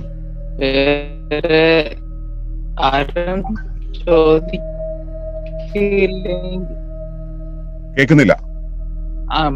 നിലവിൽ സാറ്റിസ്ഫൈ ആയി. പിന്നെ വീണ്ടും എനിക്ക് വീണ്ടും വരട്ടെ. അതായത് നമ്മൾ തൽക്കാലത്തേക്ക് നമ്മളൊരു ഉത്തരത്തിലേക്ക് എത്തുമ്പോൾ അതാണ് എന്ന് കരുതി സംതൃപ്തിപ്പെട്ടാൽ മാത്രമേ നമുക്ക് ഒരു മൈൽ സ്റ്റോൺ കടക്കാൻ കഴിയുള്ളൂ. അത് കഴിഞ്ഞ് നമ്മൾ അവിടെ ഇരുന്ന് ചിന്തിക്കുന്ന സമയത്ത് നേതി എന്ന് നമുക്ക് തോന്നും. ഇതല്ല അത് എന്ന് തോന്നും. വീണ്ടും നമ്മൾ യാത്ര ചെയ്യും. അങ്ങനെയാണ് സത്യാന്വേഷണത്തിന്റെ വഴി. അതുകൊണ്ട് ആ യാത്രയിൽ ഇപ്പോൾ തൽക്കാലത്തേക്ക് തൃപ്തികരമായോ എന്നുള്ളതാണ് കാര്യം. ആ തൃപ്തി കഴിഞ്ഞിട്ട് ഇനി അതിന് ഭംഗം ഉണ്ടാകട്ടെ. ആ സമയത്ത് അടുത്ത അന്വേഷണം നമുക്ക് തുടരാം കേട്ടോ. നമസ്കാരം, ബോബിയാണ്, എറണാകുളം. ബോബി ചേട്ടാ പറയും. നമ്മളെ ഈ സ്പിരിച്വാലിറ്റിയെ കുറിച്ച് പറയുമ്പോഴേ, ഈ ക്രിസ്ത്യാനിറ്റിയിലൊക്കെ സൈറ്റൻ എന്നൊരു യൂസേജ് ഉണ്ട്. നമ്മൾ നെഗറ്റീവ് ചിന്തകൾ, തെറ്റായ ചിന്തകൾ വരുന്നുണ്ടല്ലോ. അപ്പൊ സൈറ്റൻ അല്ലെങ്കിൽ ഡെവിൾ, അതിനെ കുറിച്ച് എന്ത് പറയുന്നു?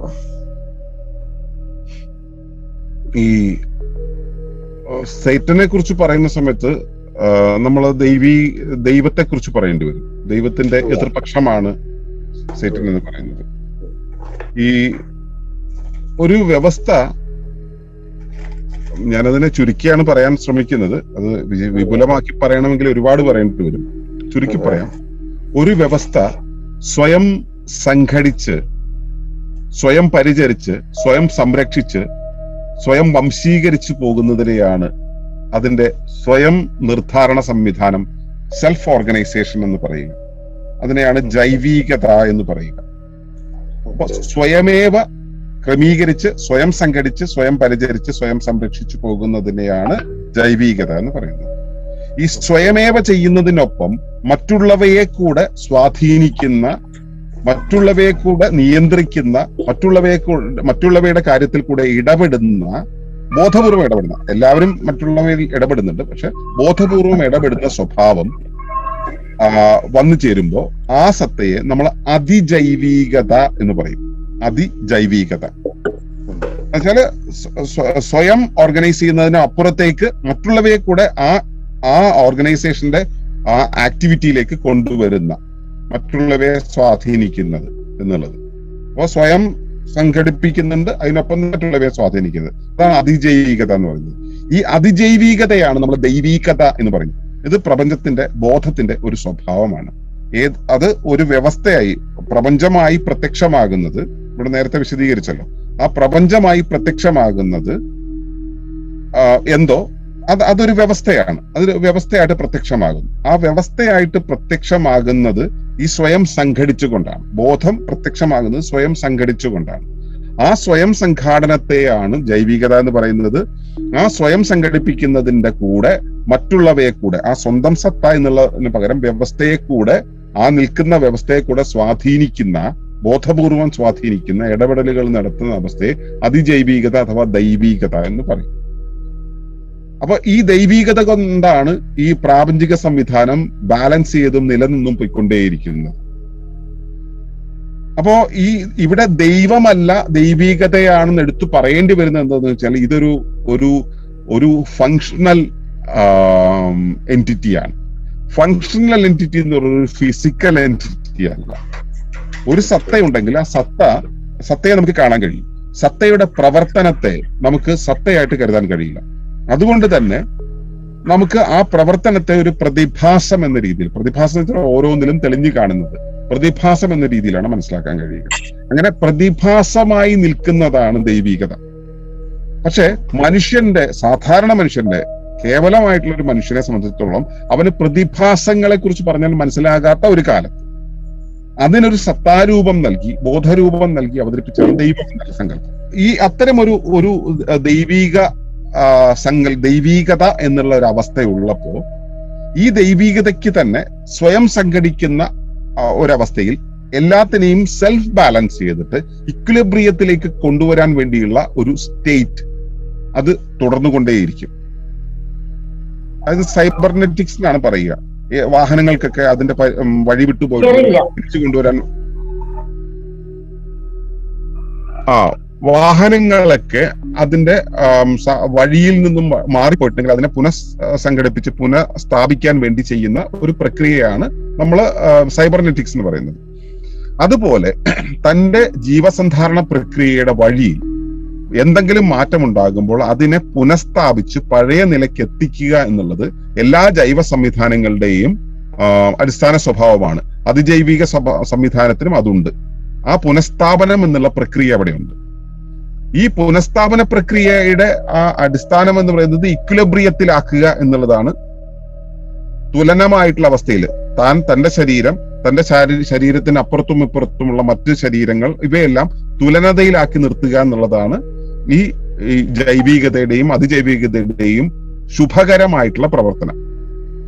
നേരെ തിരിച്ച് ഈ ബാലൻസ് ചെയ്യുക എന്നുള്ളതിന് പകരം ഈ ബാലൻസ് തെറ്റിക്കുക എന്നുള്ളതും, ഈ ബാലൻസ് തെറ്റിക്കുന്ന ഒരു അവസ്ഥ അവിടെ ഉണ്ടാകുന്നുണ്ടെങ്കിൽ അതിനെ നമ്മൾ അതിജൈവികതയുടെ നേരെ എതിർദിശയിലുള്ള ഒരു വശമായിട്ട് പറയേണ്ടി വരും.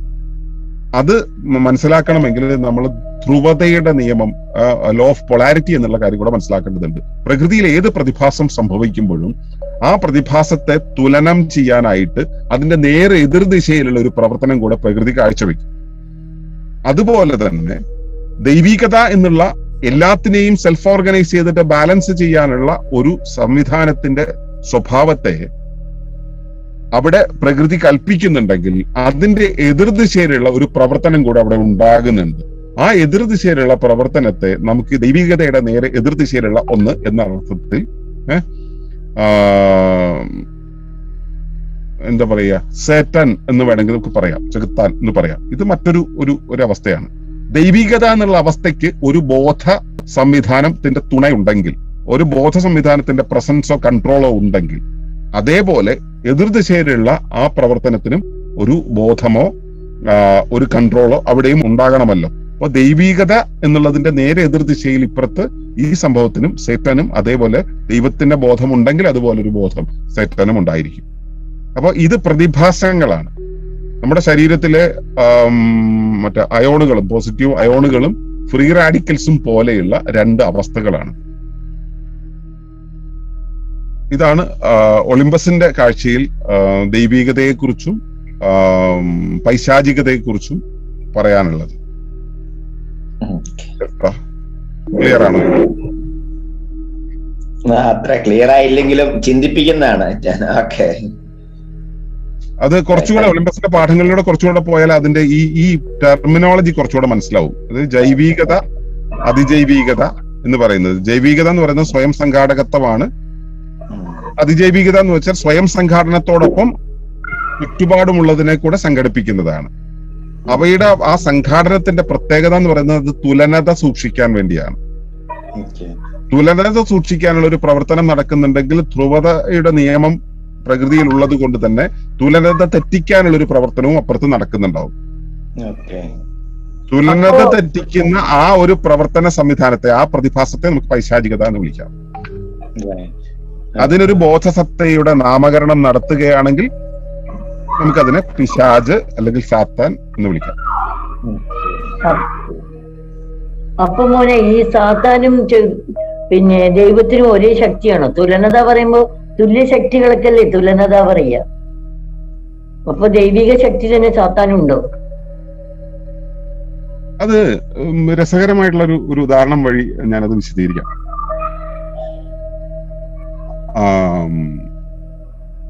അമൃത് ആയിട്ട് കരുതുന്ന ഒരു സംഭവമാണ് പാല്. അമൃതിനെ പോലെ ഉള്ളതാണെന്നാണ് പാലിനെ കുറിച്ച് പറയുന്നത്. 1 ലിറ്റർ പാലില് 1 തുള്ളി വിഷം വീണാൽ മതി, ഈ സാധനം വിഷമായിട്ട് മാറും. 1 ലിറ്റർ വെള്ളത്തിൽ 1 ലിറ്റർ വിഷത്തില് 1 തുള്ളി പാലിട്ടാൽ അത് അമൃതാവില്ല. ക്ലിയർ ആണോ അമ്മ?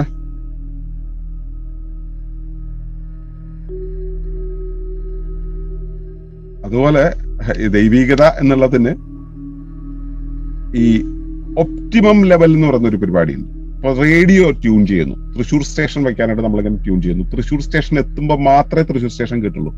അതാണ് ഒപ്റ്റിമം ലെവൽ. അതൊരു ഇലക്ട്രോണിക് സർക്യൂട്ടിനകത്ത് വന്നു ചേരുന്ന റേഡിയോ ഫ്രീക്വൻസിയെ ഒരു ടാങ്ക് സർക്യൂട്ടിലൂടെ കടത്തി വിട്ടിട്ട് ആ ഒരു പ്രത്യേക ഫ്രീക്വൻസിയിലേക്ക് ഒപ്റ്റിമൈസ് ചെയ്യുന്നതാണ്.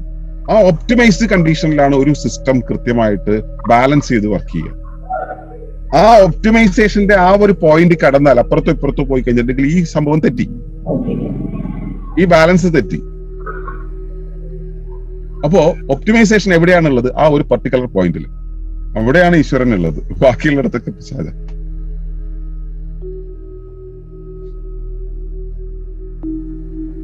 ക്ലിയർ ആണോ അമ്മ?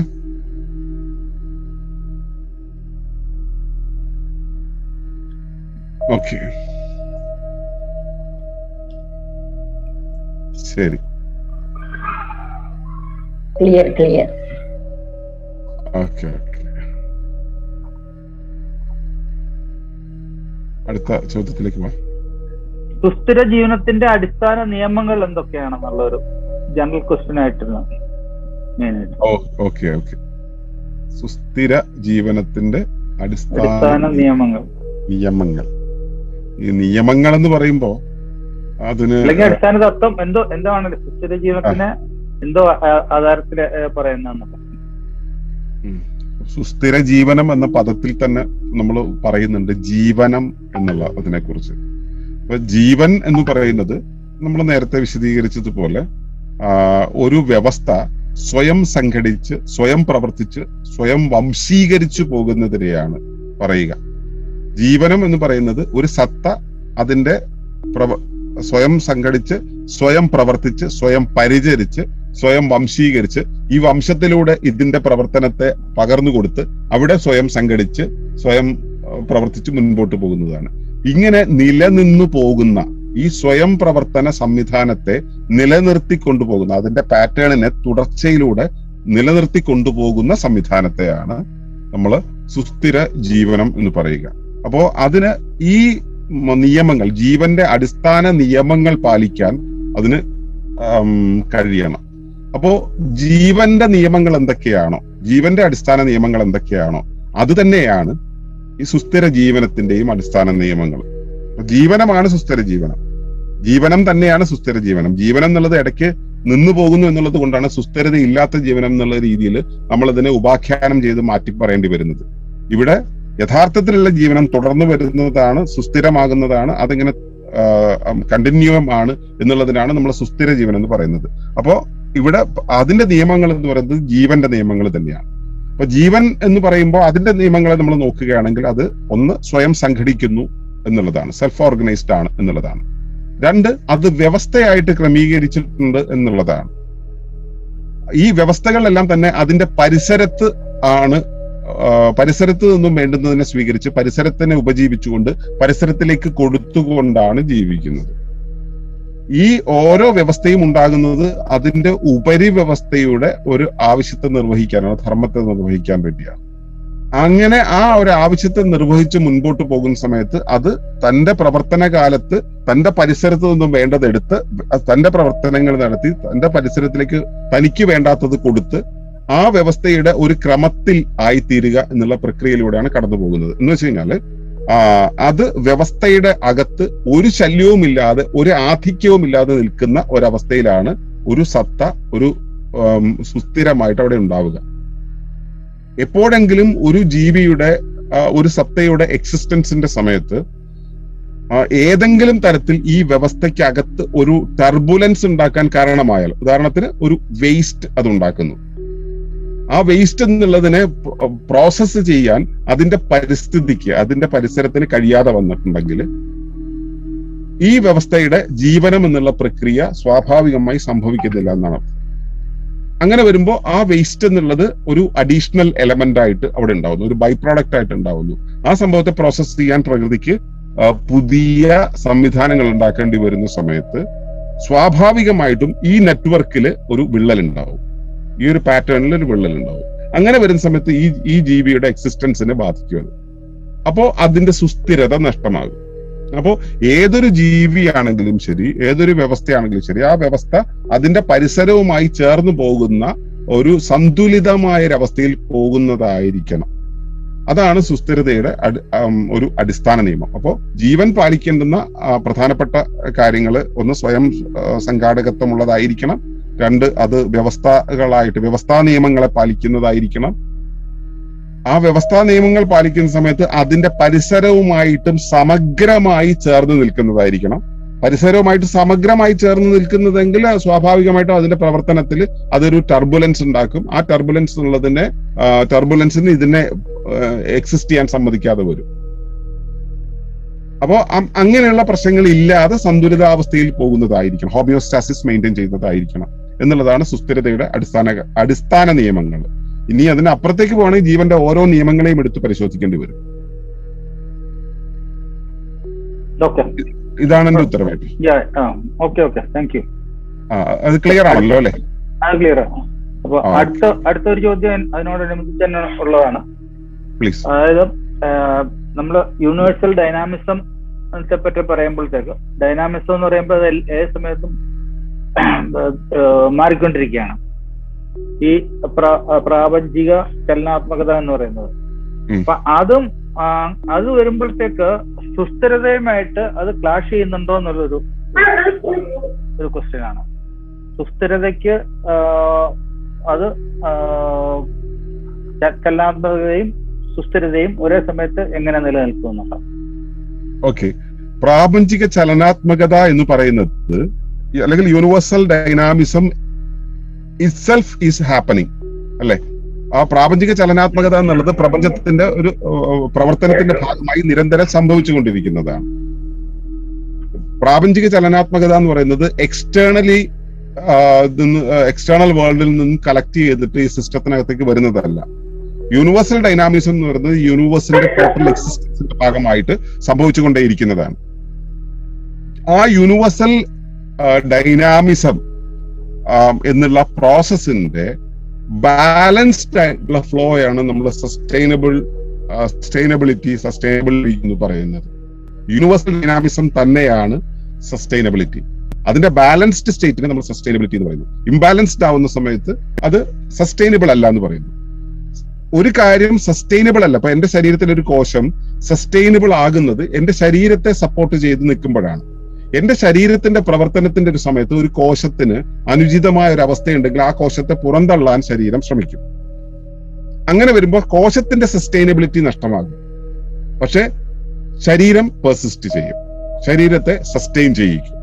ഇത് ശരീരത്തിന്റെ ഡൈനാമിസത്തിന്റെ ഭാഗമായി സംഭവിക്കുന്നതാണ്. അതായത് ശരീരത്തിന്റെ ഡൈനാമിസത്തിന് വേണ്ടിയാണ് അതിന്റെ ഒരു എലമെന്റിന്റെ സസ്റ്റൈനബിലിറ്റിയെ ക്വസ്റ്റ്യൻ ചെയ്യുന്നത്. എന്ന് വെച്ചാൽ യൂണിവേഴ്സൽ ഡൈനാമിസമാണ് ഇതിന് ഈ സസ്റ്റൈനബിലിറ്റിയുടെ ടോട്ടൽ ഫംഗ്ഷനും കാരണമാകുന്നത്.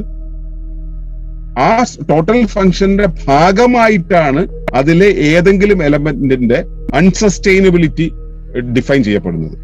അത് യൂണിവേഴ്സിന്റെ ഭാഗമായിട്ട്, യൂണിവേഴ്സൽ ഡൈനാമിസത്തിന്റെ ഭാഗമായിട്ടാണ് അത് സംഭവിക്കുന്നത്. അത് ഒരു ക്ലാഷ് അല്ല, അത് അതിന്റെ പാർട്ടാണ്. ഇതാണ് എന്റെ ഉത്തരം. ഏട്ടാ മറ്റേ മൈക്ക് അതാ ക്ലാരിഫിക്കേഷൻ ആയിരുന്നു വേണ്ടിയിരുന്നത്.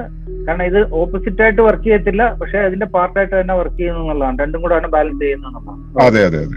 ഓക്കെ, അത് മുമ്പേ പറഞ്ഞ മറ്റേ സ്ഥലത്തിന്റെ കാര്യം പറഞ്ഞല്ലോ, ആ അവസ്ഥയെ ചേർത്ത് വായിച്ചാൽ മതി. അതായത് ഇത് സ്വാഭാവികമായി ഒപ്റ്റിമം ലെവലിൽ സംഭവിക്കുന്ന സമയത്താണ് ഇത് ആ ബാലൻസ് നിലനിർത്തുക. അതിനപ്പുറത്തേക്ക് പോകുന്ന സമയത്ത് അത് ഇൽ ഹെൽത്തായി, അൺഹെൽത്തായി, ഇംബാലൻസ് ആയി എന്നൊക്കെ പറയുന്ന ഒരു അവസ്ഥയിലേക്ക് പോകുന്നത്. അപ്പൊ നമുക്ക് ക്ലാഷ് ആയിട്ട് തോന്നും.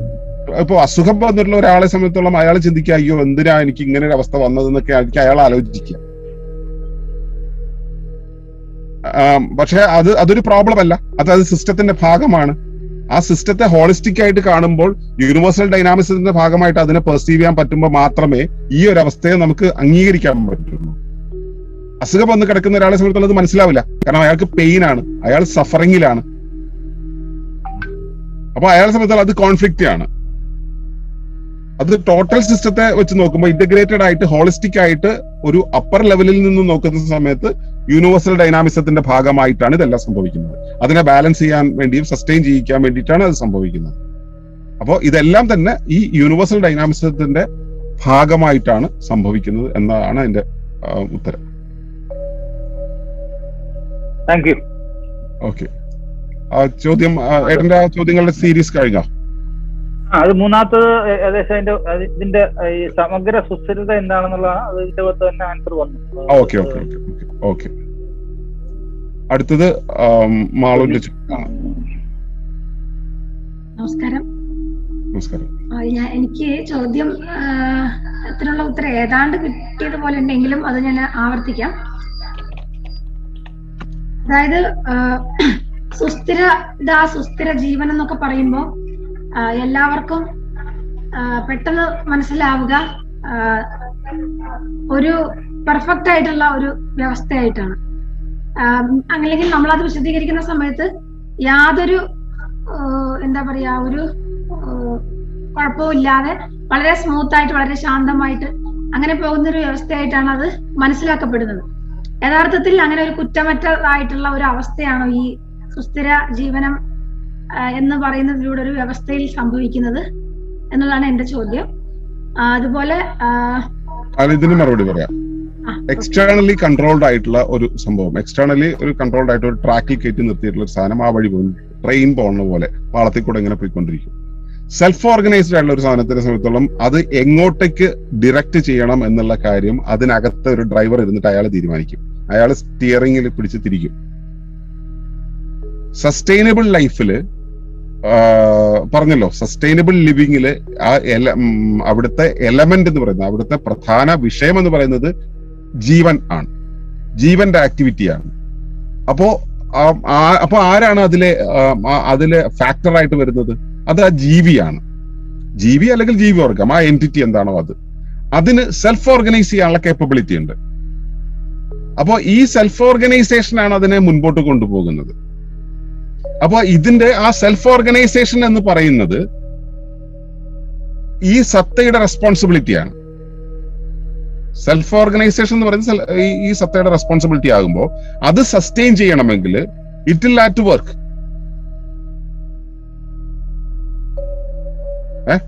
മനസ്സിലായില്ലേ?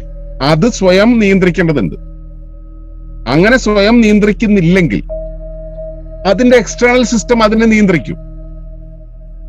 അപ്പോ ഇതില് ആരാണ് സസ്റ്റെയിൻ ചെയ്യുന്നത്? ഈ എലമെന്റ് ആണോ സസ്റ്റെയിൻ ചെയ്യുന്നത്? ഈ സിസ്റ്റം ആണോ സസ്റ്റെയിൻ ചെയ്യുന്നത്? ആരാണ് സസ്റ്റെയിൻ ചെയ്യുന്നത് എന്നൊരു കാര്യമുണ്ട്. ഹോളിസ്റ്റിക് സിസ്റ്റമാണ്, ടോട്ടൽ ഡൈനാമിസമാണ് സസ്റ്റെയിൻ ചെയ്യുന്നതെങ്കിൽ അതൊരു കുറ്റമറ്റ വ്യവസ്ഥ തന്നെയാണ്, അതിൽ യാതൊരു തർക്കവുമില്ല. അതേസമയം അതിന്റെ ഒരു എലമെന്റിന്റെ കാര്യത്തിൽ ആണ് സംഭവിക്കുന്നത്, അതിന്റെ ദൈവീകതയ്ക്ക് പകരം അതിന്റെ പൈശാചികതയാണ് പ്രവർത്തിക്കുന്നത് ആ സമയത്ത്. എന്ന് വെച്ചാൽ ഒപ്റ്റിമൽ ലെവലിലല്ല പ്രവർത്തിക്കുന്നതെന്നിരിക്കട്ടെ. അങ്ങനെയല്ല പ്രവർത്തിക്കുന്നതെങ്കിൽ സ്വാഭാവികമായിട്ടും അതിന്റെ സസ്റ്റൈനബിലിറ്റി ചാലഞ്ച് ചെയ്യപ്പെടും. ആ സെൽഫ് ഓർഗനൈസേഷന് കാരണമാകുന്ന കോൺഷ്യസ്നെസ് ഉണ്ടല്ലോ, അതിന്റെ ഡിറ്റർമിനിങ് ഫാക്ടർ ആയിട്ടുള്ള ഇന്റലിജൻസ് ഉണ്ടല്ലോ, ഈ ഇന്റലിജൻസ് ഇതിനെ എവിടേക്ക് കൊണ്ടുപോകുന്നു എന്നൊരു കാര്യമുണ്ട്. ആ കൊണ്ടുപോകുന്നതിനനുസരിച്ച് ഇതിന്റെ ഡെസ്റ്റിനിയിൽ മാറ്റം വരും. അപ്പോൾ സസ്റ്റൈനബിലിറ്റി ചാലഞ്ച് ചെയ്യപ്പെടും. മനസ്സിലായില്ലേ? അപ്പോ സസ്റ്റൈനബിലിറ്റി ആസ് എ ഹോൾ നോക്കുകയാണെങ്കിൽ അത് കുറ്റമറ്റതാണ്. അതേസമയം അത് എവിടെ ലോക്കലി നമ്മൾ അതിനെ നോക്കുന്നു, ആ ലോക്കൽ സ്റ്റേറ്റിലുള്ള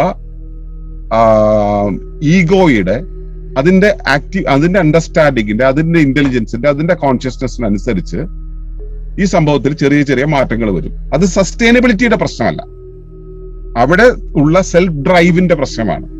രണ്ടാമത്തെ കാര്യം, സെൽഫ് ഡ്രൈവ് എന്നുള്ളത് ഒന്നാമത്തെ കാര്യം. രണ്ടാമത്തെ കാര്യം എന്ന് പറയുന്നത് ഇത് എവിടെയാണ് പൊസിഷൻ ചെയ്തിട്ടുള്ളത്, ഒരു എൻറ്റിറ്റി എവിടെയാണ് പൊസിഷൻ ചെയ്തിട്ടുള്ളത്, അതിന്റെ ഒരു അപ്പർ സിസ്റ്റത്തിന്റെ ഒരു ആവശ്യമായിട്ടാണ് അത് ഉണ്ടാകുന്നത്. നമുക്കറിയാം, ആ അപ്പർ സിസ്റ്റത്തിന്റെ ആവശ്യം കഴിഞ്ഞാൽ പിന്നെ അതിന് റെലവൻസ് ഇല്ല. ആ റെലവൻസ് ഇല്ലാതാകുന്ന സമയത്ത് അതിനെ അബോളിഷ് ചെയ്യുക എന്നുള്ളത് അപ്പർ സിസ്റ്റത്തിന്റെ റെസ്പോൺസിബിലിറ്റിയാണ്. അപ്പോഴും ഇതിന്റെ സസ്റ്റൈനബിലിറ്റി ചാലഞ്ച് ചെയ്യപ്പെടും. അപ്പോ സസ്റ്റൈനബിലിറ്റി എന്നുള്ള സംഭവം ഒരു ഫുൾ പ്രൂഫ് സിസ്റ്റമാണ്. അതിനൊരു ഹോളിസ്റ്റിക് വ്യൂയിലൂടെ കാണുന്ന സമയത്ത്, ഇപ്പോ എന്റെ ശരീരത്തിൽ ഒരു കോശം നശിക്കുക എന്നുള്ളത് എന്റെ ശരീരത്തിന്റെ സസ്റ്റൈനബിലിറ്റിയുടെ ഭാഗമാണെന്ന് മനസ്സിലാക്കിയാൽ അത് നല്ലതാണ്. അയ്യോ എന്റെ കോശം പോയേ എന്ന് വിചാരിച്ചാലോ അതൊരു അപകടമാണ് താൻ. എന്റെ ശരീരത്തിലെ വേസ്റ്റ്, ഇപ്പം ഞാൻ രാവിലെയും വൈകിട്ടും മലമൂത്ര വിസർജനം ചെയ്യുന്നു. രാവിലെ ആ മലം പോകുന്ന സമയത്ത് അയ്യോ എന്റെ ശരീരത്തിന്റെ ഭാഗമായിരുന്ന മലമാണ്, ഇതെങ്ങനെ പോകുമെന്ന് ഞാൻ വിചാരിക്കാൻ തുടങ്ങിയാൽ അതിന്റെ സസ്റ്റൈനബിലിറ്റിയെ കുറിച്ച് ഞാൻ ബോധർ ചെയ്യാൻ തുടങ്ങിയിട്ടുണ്ടെങ്കിൽ എന്റെ സസ്റ്റൈനബിലിറ്റി തന്നെ ഇല്ലാതെയാവും. അപ്പോ ഇവിടെ നടക്കുന്ന സിസ്റ്റങ്ങളെല്ലാം തന്നെ ഈ സിസ്റ്റത്തിന്റെ ഫങ്ഷനാലിറ്റി മൊത്തത്തില് അതൊരു ബാലൻസിന്റെ ഭാഗമായി സംഭവിക്കുന്നതാണ്, യൂണിവേഴ്സൽ ഡൈനാമിക്സിന്റെ ബാലൻസിന്റെ ഭാഗമായി സംഭവിക്കുന്നതാണ്. അതിനെ ഹോളിസ്റ്റിക് ആയിട്ട് നിരീക്ഷിക്കുന്ന സമയത്ത് ഇറ്റ്സ് ഫുൾ പ്രൂഫ് ആണ്. സസ്റ്റൈനബിലിറ്റി എന്നുള്ളത് അതിന്റെ ആ ഡൈനാമിസത്തിന്റെ ഭാഗമായി സംഭവിക്കുന്നതാണ്. സത്യത്തിൽ നമ്മളിപ്പോ ഇവിടെ പറഞ്ഞ മുഴുവൻ കാര്യങ്ങളും, ദൈവികത, പൈശാചികത, ബാലൻസ്, യൂണിവേഴ്സൽ ഡൈനാമിസം, ലിവിങ്, ഈ സാധനങ്ങളെല്ലാം ഒറ്റ സംഭവമാണ്. പറഞ്ഞു വന്നപ്പോൾ അത് മനസ്സിലായിട്ടുണ്ടാവും. എല്ലായിടത്തും ഇത് തമ്മിൽ കണക്ട് ചെയ്യുന്നുണ്ട്, കണക്റ്റഡ് ആണ്. ആ ഇന്റർ കണക്ടിവിറ്റിയാണ്, ആ ഇന്റഗ്രേറ്റഡ്നെസ് ആണ് ഇതിലെ യൂണിവേഴ്സിന്റെ ആ സ്പെഷ്യാലിറ്റി. അതിനെയാണ് ദർശനൊക്കെ മനസ്സിലാക്കേണ്ടത്. ആ യൂണിവേഴ്സൽ ആയിട്ടുള്ള അതിന്റെ ആ യുണീക്നെസ് ഉണ്ടല്ലോ, അവിടെയാണ് നമ്മൾ അതിന് പെന്റാക്കോ എന്ന് പറയുന്നത്. സത്യത്തിൽ ഇവിടെ നിങ്ങൾ ഇത്രയേറെ ചോദ്യങ്ങൾ ചോദിച്ചപ്പോൾ ഈ ചോദ്യങ്ങളെല്ലാം കൂടെ സത്യത്തിൽ ഒറ്റ പോയിന്റിലല്ലേ വരുന്നത്, ഒരിടത്താണ് വരുന്നത്. അതാണ് ഇതിന്റെ ബ്യൂട്ടി എന്ന് പറയുന്നത്. ഇതെല്ലാം ഒറ്റ കാര്യ. ജീവനെ എടുത്താലും, പിശാചിനെ എടുത്താലും, സസ്റ്റൈനബിലിറ്റി എടുത്തു കഴിഞ്ഞാലും, പ്രപഞ്ചത്തെ എടുത്തു കഴിഞ്ഞാലും, ബോധത്തെ എടുത്തു കഴിഞ്ഞാലും, അതിന്റെ ബാലൻസിനെ എടുത്തു കഴിഞ്ഞാലും, അതിന്റെ ഫുൾ പ്രൂഫ് ആയിട്ടുള്ള സ്റ്റേറ്റിനെ എടുത്തു കഴിഞ്ഞാലും ഒക്കെ ഒന്ന് തന്നെയാണ്, ഒന്നിന്റെ വ്യത്യസ്ത മുഖങ്ങളാണെന്ന് മാത്രം. ക്ലിയർ ആണോ ഇക്കാര്യം? എനിക്ക് നന്നായിട്ട് ക്ലിയർ ആയി. അപ്പൊ എനിക്ക് അടുത്ത ഒരു സബ് ക്വസ്റ്റ്യൻ ആയിട്ട് ഉണ്ടായിരുന്നത്, അതിനുള്ള ഉത്തരം ഇപ്പൊ കിട്ടി. അതായത് സുസ്ഥിരതയുടെ ആ ഒരു ഭാഗമായിട്ട്, ആ വ്യവസ്ഥയിൽ ഉണ്ടാകുന്ന വളർച്ചയുടെ ഭാഗമായിട്ട് തന്നെ അവിടെ അസുസ്ഥിരത ഉണ്ടാകുമോ എന്നുള്ളതാണ് ഞാൻ ചോദിച്ചത്. തീർച്ചയായിട്ടും അത് ഉണ്ടാകും. കാരണം നമ്മള് ജീവനുള്ള ശരീരത്തിൽ അസുഖം വരുമ്പോ അത് കൂടുതൽ സ്വാഭാവികതയിലേക്ക് അല്ലെങ്കിൽ കൂടുതൽ സുസ്ഥിരമാകാൻ വേണ്ടിയിട്ടാണ്. അപ്പൊ സാധാരണ അപ്പൊ അങ്ങനെയാണെങ്കിൽ അത് വ്യവസ്ഥയിൽ, വലിയ വ്യവസ്ഥകളിലും അത് അങ്ങനെ തന്നെ ആയിരിക്കും. Okay, thank you. ഓക്കെ, ഈ പറഞ്ഞതിനെ കുറിച്ച് വർഗീസായിട്ട് എന്തെങ്കിലും പറയാറുണ്ടോ? ഇല്ല, അത് കറക്റ്റ് ആയിട്ട് തന്നെ പറഞ്ഞു. നന്നായിട്ട്. ഈ കോർട്ടെക്സ് നെർവും ലോ ഓഫ് അട്രാക്ഷനും തമ്മിൽ എന്തെങ്കിലും റിലേഷൻ ഉണ്ടോ, ബന്ധമുണ്ടോ? ഓക്കെ. ലോ ഓഫ് അട്രാക്ഷൻ എന്ന് പറയുന്നത് പ്രകൃതിയുടെ ഒരു പ്രതിഭാസമാണ്, ഒരു പ്രാപഞ്ചിക പ്രതിഭാസമാണ്, ഒരു നിയമമാണ്. അതായത് നമ്മൾ എന്തെങ്കിലും ഒരു കാര്യത്തെ ഫോക്കസ് ചെയ്യുന്നുണ്ടെങ്കിൽ ആ ഫോക്കസ്ഡ് ആയിട്ടുള്ള ഇമാജിനേഷനിൽ നിറയുന്നത് എന്തോ ആ സംഭവം നമ്മുടെ ഉള്ളിലേക്ക് നമ്മിലേക്ക് ആകർഷിക്കപ്പെടും. നമ്മൾ ഏത് തരത്തിലുള്ള ഒരു പ്രത്യേക തോട്ട് പാറ്റേണിലൂടെ കടന്നു പോകുന്നു, ആ പാറ്റേണിനെ സാറ്റിസ്ഫൈ ചെയ്യാൻ പാകത്തിലുള്ള ഒന്ന് നമ്മിലേക്ക് വന്നു ചേരും എന്നുള്ളത്. അപ്പോ നമ്മൾ ഒരു കാര്യമായിട്ട് സിങ്ക്രണൈസ്ഡ് ആവണമെങ്കിൽ നമ്മൾ ഒരു തോട്ട് പാറ്റേണുമായിട്ട്, ഒരു പിക്ചറുമായിട്ട്, ഒരു ഇമാജിനേഷനുമായിട്ട്, ഒരു റിയാലിറ്റി ആയിട്ട് നമ്മൾ എത്രത്തോളം ഒരു ഹാർമണിയസ് ആയിട്ട് നിൽക്കുന്നോ ആ ഹാർമണിയസ് ആകുന്നതനുസരിച്ചാണ് നമുക്ക് അതിന്റെ റിസൾട്ട് ഉണ്ടാവുക. ഇതാണ് ലോ ഓഫ് അട്രാക്ഷൻ പറയുന്നത്. ഹാർമണിയസ് ആകാൻ കഴിയാതെ പോകുന്നത് എന്തുകൊണ്ടാണ്? നമ്മൾ നമ്മുടെ പരിസരം തമ്മിലുള്ള കണക്ടിവിറ്റിയിലുള്ള പ്രശ്നം കൊണ്ടാണ്. ഈ കണക്ടിവിറ്റിയെ ക്രമീകരിക്കാൻ വേണ്ടി ഉണ്ടാക്കിയ ഒരു പരിശീലനമാണ് കോട്ടക്കാർവ്. അപ്പോ നേരിട്ട് അല്ല ബന്ധം. ഈ ലോ ഓഫ് അട്രാക്ഷൻ എന്നുള്ള ഒരു പ്രാക്ടീസിന് നമുക്ക് എന്തെങ്കിലും കുറവ് വരുന്നുണ്ടെങ്കിൽ ആ കുറവ് നികത്താനുള്ള ഒരു പ്രാക്ടീസ് ആയിട്ട് ലോ ഓഫ് കോട്ടക്കാർവിനെ എടുക്കാം. ഇത് രണ്ടിടത്താണ് നിൽക്കുന്നത്, പക്ഷെ രണ്ടും തമ്മിൽ ഇങ്ങനെയാണ് കണക്റ്റഡ് ആവുന്നത്. ലോ ഓഫ് അട്രാക്ഷൻ പ്രാക്ടീസ് ചെയ്യുന്ന സമയത്ത് കോട്ടക്കാർവ് വളരെയധികം ഗുണപ്പെടും നമ്മളെ ഹാർമണിയസ് ആക്കാൻ വേണ്ടി. ക്ലിയർ ആണോ? ക്ലിയർ ആണ്. ഓക്കെ, ശരി. ഇനി നമുക്ക് ഇവാലുവേഷനിലേക്ക് കിടക്കാം. ചേട്ടാ, എന്താ ഉദ്ദേശിച്ചത്? ഇവാലുവേഷൻ എന്ന് വെച്ചാൽ നമ്മൾ എല്ലാ പ്രോഗ്രാമും കഴിയുന്ന സമയത്ത് അന്നത്തെ ആ പ്രോഗ്രാം എങ്ങനെ ഉണ്ടായിരുന്നു, എന്ത് ബോധ്യമായി, പുതുതായിട്ട് എന്ത് കിട്ടി. അത് ചിലപ്പോൾ നമ്മുടെ ചോദ്യത്തിൽ നിന്ന് തന്നെ ആവണമെന്നില്ല. മൊത്തത്തിൽ ഈ എല്ലാം കേട്ട് കഴിയുമ്പോൾ നമുക്ക് അന്ന് കിട്ടുന്ന ഒരു പിക്ചർ ഉണ്ട്. അത് എന്താണ്, എന്ത് ഫീൽ ചെയ്തു, എന്നുള്ള അതാണ് നമ്മൾ ഇവാലുവേഷൻ. നമ്മുടെ ഇവിടെയുള്ള എല്ലാ പരിപാടികളിലും, ഒളിമ്പസിന്റെ എല്ലാ പരിപാടികളിലും അതുണ്ടായിരിക്കും. ഞാൻ താമസിച്ചാണ് കയറിയത്, 7:38 കയറിയത്. അപ്പോൾ എനിക്കൊരു സംശയം തോന്നിയത് ഇങ്ങനെയാണ്. ഇതിപ്പം ഒരു ആവറേജ് വ്യക്തിക്ക് മനസ്സിലാക്കുന്നതിന് അപ്പുറത്തുള്ള കാര്യങ്ങളാണെന്ന് എനിക്ക് തോന്നി. നമ്മൾ പറയുന്ന കാര്യങ്ങള് കൂടുതലും സയന്റിഫിക് ആയിട്ടുള്ള ഇതായിട്ട് അങ്ങനെ ഒരു തോന്നലുണ്ടായി. പിന്നെ ഒരു ചോദ്യം, നമുക്ക് ബുക്സ് എന്തെങ്കിലും നമുക്ക് വായിക്കാനുണ്ടോ എന്നുള്ളതാണ്. ഇതുമായിട്ട് ബന്ധപ്പെട്ട ഒളിമ്പസുമായിട്ട് ബന്ധപ്പെട്ട ബുക്സ് വല്ലതും സജസ്റ്റ് ചെയ്യാനുണ്ടോ എന്നുള്ളത്. ഇല്ല, ഒളിമ്പസിന്റെ വിഷയങ്ങൾ പുസ്തകങ്ങളായിട്ടില്ല. അതേസമയം നമ്മുടെ വെബ്സൈറ്റില് ഏതാണ്ട് 800 ആർട്ടിക്കിൾസ് ഉണ്ട്. പുസ്തകം നമ്മള് ഇതുവരെ അച്ചടിച്ചിട്ടില്ല. അതിന് കാരണം എന്ന് പറയുന്നത് മരം വെട്ടി ഉണ്ടാക്കുന്ന പേപ്പറിൽ മറ്റേ പ്രകൃതിയെ കുറിച്ച് പഠിക്കാനായിട്ടുള്ള സാധനം അച്ചടിക്കണ്ട എന്നുള്ള കരുതലിലാണ് നമ്മൾ ഇതുവരെ അത് അച്ചടിക്കാത്തത്. ഇപ്പൊ അച്ചടിക്കണം എന്നുള്ള ചിന്തയൊക്കെ ഉണ്ട്, സജഷൻസ് ഒക്കെ ഉണ്ട്. കാരണം ചിലർക്ക് എന്തേരം ഇ ബുക്സ് ഉണ്ടെങ്കിലും ശരിക്കുള്ള പുസ്തകം, ഇപ്പൊ ഫോർ എക്സാമ്പിൾ എനിക്ക് അങ്ങനെയാണ്. ഞാൻ ഇ ബുക്സ് വായിക്കാൻ ഭയങ്കര ബുദ്ധിമുട്ടാണ്. കയ്യിലുള്ള ബുക്കാണ്, അതിനെ ഞാൻ വാല്യൂ ചെയ്ത് വായിക്കാറുണ്ട്. അതെ, അല്ല അത് ശരിയാണ്, എനിക്ക് മനസ്സിലാവും അവസ്ഥ. പിന്നെ ഞാൻ പുസ്തകം വായിക്കാത്ത ഒരാളായതുകൊണ്ട് ആ ഒരു തോന്നൽ വരാറില്ല. പുസ്തകം വായിക്കാതെ എവിടുന്നാണ് ഇത്ര നോളജ് ഒക്കെ കിട്ടുന്നത്? നോളജ് പുസ്തകത്തിൽ നിന്ന് കിട്ടില്ലല്ലോ, ഒരിക്കലും കിട്ടില്ല. പുസ്തകത്തിൽ നിന്ന് കിട്ടുന്ന ഇൻഫർമേഷൻ മാത്രമാണ് നോളജ് എന്ന് പറയുന്നത്. അത് നേച്ചറിൽ നിന്നും നമുക്ക് കിട്ടുന്നതല്ല. നമ്മൾ പുസ്തകം എപ്പോ ക്ലോസ് ചെയ്യുന്നു അപ്പോഴാണ് നമ്മുടെ നോളജ് തുറക്കുക. പുസ്തകത്തിൽ നിന്ന് കിട്ടുന്ന ഇൻഫർമേഷൻ മാത്രമാണ്. ഇൻഫർമേഷൻ നോളജ് അല്ല. നോളജ് എന്ന് വെച്ചാൽ നമുക്ക് അനുരൂപപ്പെടാനുള്ള ശേഷിയാണ്.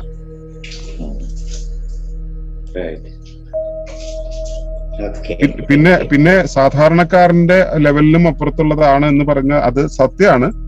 പക്ഷെ ഇതൊരു ഓപ്പൺ പ്ലാറ്റ്ഫോം അല്ല. ഇത് അറിയാമല്ലോ, ഇതൊരു ഓപ്പൺ സെഷൻ എന്ന് പറയുന്നത് ഓപ്പൺ പ്ലാറ്റ്ഫോം അല്ല. ഒളിമ്പസിന്റെ പഠിതാക്കൾക്ക് അവരുടെ ഗസ്റ്റുകൾക്ക് എന്നുള്ളതാണ്. അപ്പൊ അവരുടെ ഗസ്റ്റ് എന്ന് പറയുമ്പോൾ നമ്മുടെ അടുത്തേക്ക് വരുന്നവര് അല്പം പക്വപ്പെട്ടിട്ടും പാകപ്പെട്ടിട്ടും ഇത് ഇങ്ങനെയൊക്കെയാണെന്ന് അറിഞ്ഞിട്ടാണല്ലോ വരിക. അപ്പൊ അവരെ സംബന്ധിച്ചോളം ഇതിങ്ങനെ പല ആംഗിളുകളിൽ കേട്ട് പോയി കഴിയുമ്പോൾ ഈ സംഭവത്തിലേക്ക് എത്തും, ട്രാക്കിലേക്ക് എത്തും. പിന്നെ മറ്റൊരു കാര്യം ഉള്ളത് എന്താണെന്ന് വെച്ചാൽ നമ്മുടെ ഇതിനു മുമ്പുള്ള ഒരുപാട് സെഷൻസ് ഉണ്ട്. സിസ്റ്റമിക് തിങ്കിങ്ങിന്റെ ആണെങ്കിലും ശരി, ഇമോഷണൽ ഇന്റലിജൻസ് ആണെങ്കിലും ശരി, കോജനിസിസ് ആണെങ്കിലും ശരി, ഒരുപാട് സെഷൻസ് വീട്ടിൽ അവൈലബിൾ ആണ്. അപ്പൊ ഇതിലൂടെ കടന്നു വന്ന ആളുകൾക്കും ഈ സംഭവം മനസ്സിലാവും. പിന്നെ ഇത് പല ആവർത്തി ഇതിനകത്തൂടെ കേൾക്കുമ്പോഴും ക്ലാരിറ്റി വരും. ഒറ്റയടിക്ക് ഒരു നടക്കി പോവില്ല എന്നുള്ളത് സത്യമാണ്. ഈ സെപ്റ്റംബർ 10th 11th ഒരു പ്രോഗ്രാം ഉണ്ടല്ലോ, അതെ, സഹവാസം. അത് ജോയിൻ ചെയ്യാൻ അതിൽ വന്ന നമ്പർ വിളിച്ചാൽ മതി ആയിരിക്കും അല്ലെ? എങ്ങനെയാണ് അത്? എന്നെ ഒന്ന് വിളിച്ചാൽ മതി. ഓക്കെ. അത് നമ്മള് 2 days ആണ്, സാധാരണ 3 days ആണ്. ഇപ്രാവശ്യം 2 days ഒരു പ്രോഗ്രാം ആണ്. നമ്മൾ ആദ്യം രജിസ്റ്റർ ചെയ്യുന്നവർക്ക് താമസിക്കാൻ നമ്മൾ ഇവിടെയുള്ള ടെന്റുകൾ കൊടുക്കും. വൈകി വരുന്നവരാണെങ്കിൽ അവരെ താമസിക്കാനുള്ള ടെന്റ് കൊണ്ടുവരേണ്ടി വരും. അവിടെ എത്ര ടെന്റ്സ് അവൈലബിൾ ആണ്? നമ്പർ എത്ര വരെ ഉണ്ട്? എങ്ങനെയാണ്? അതായത് ഒരു 6 പേരെ അക്കോമഡേറ്റ് ചെയ്യാവുന്ന 2 ടെന്റും 3 പേരെ അക്കോമഡേറ്റ് ചെയ്യാവുന്ന 1 ടെന്റും 2 പേരെ അക്കോമഡേറ്റ് ചെയ്യാവുന്ന 1 ടെന്റുമാണ് ഉള്ളത്.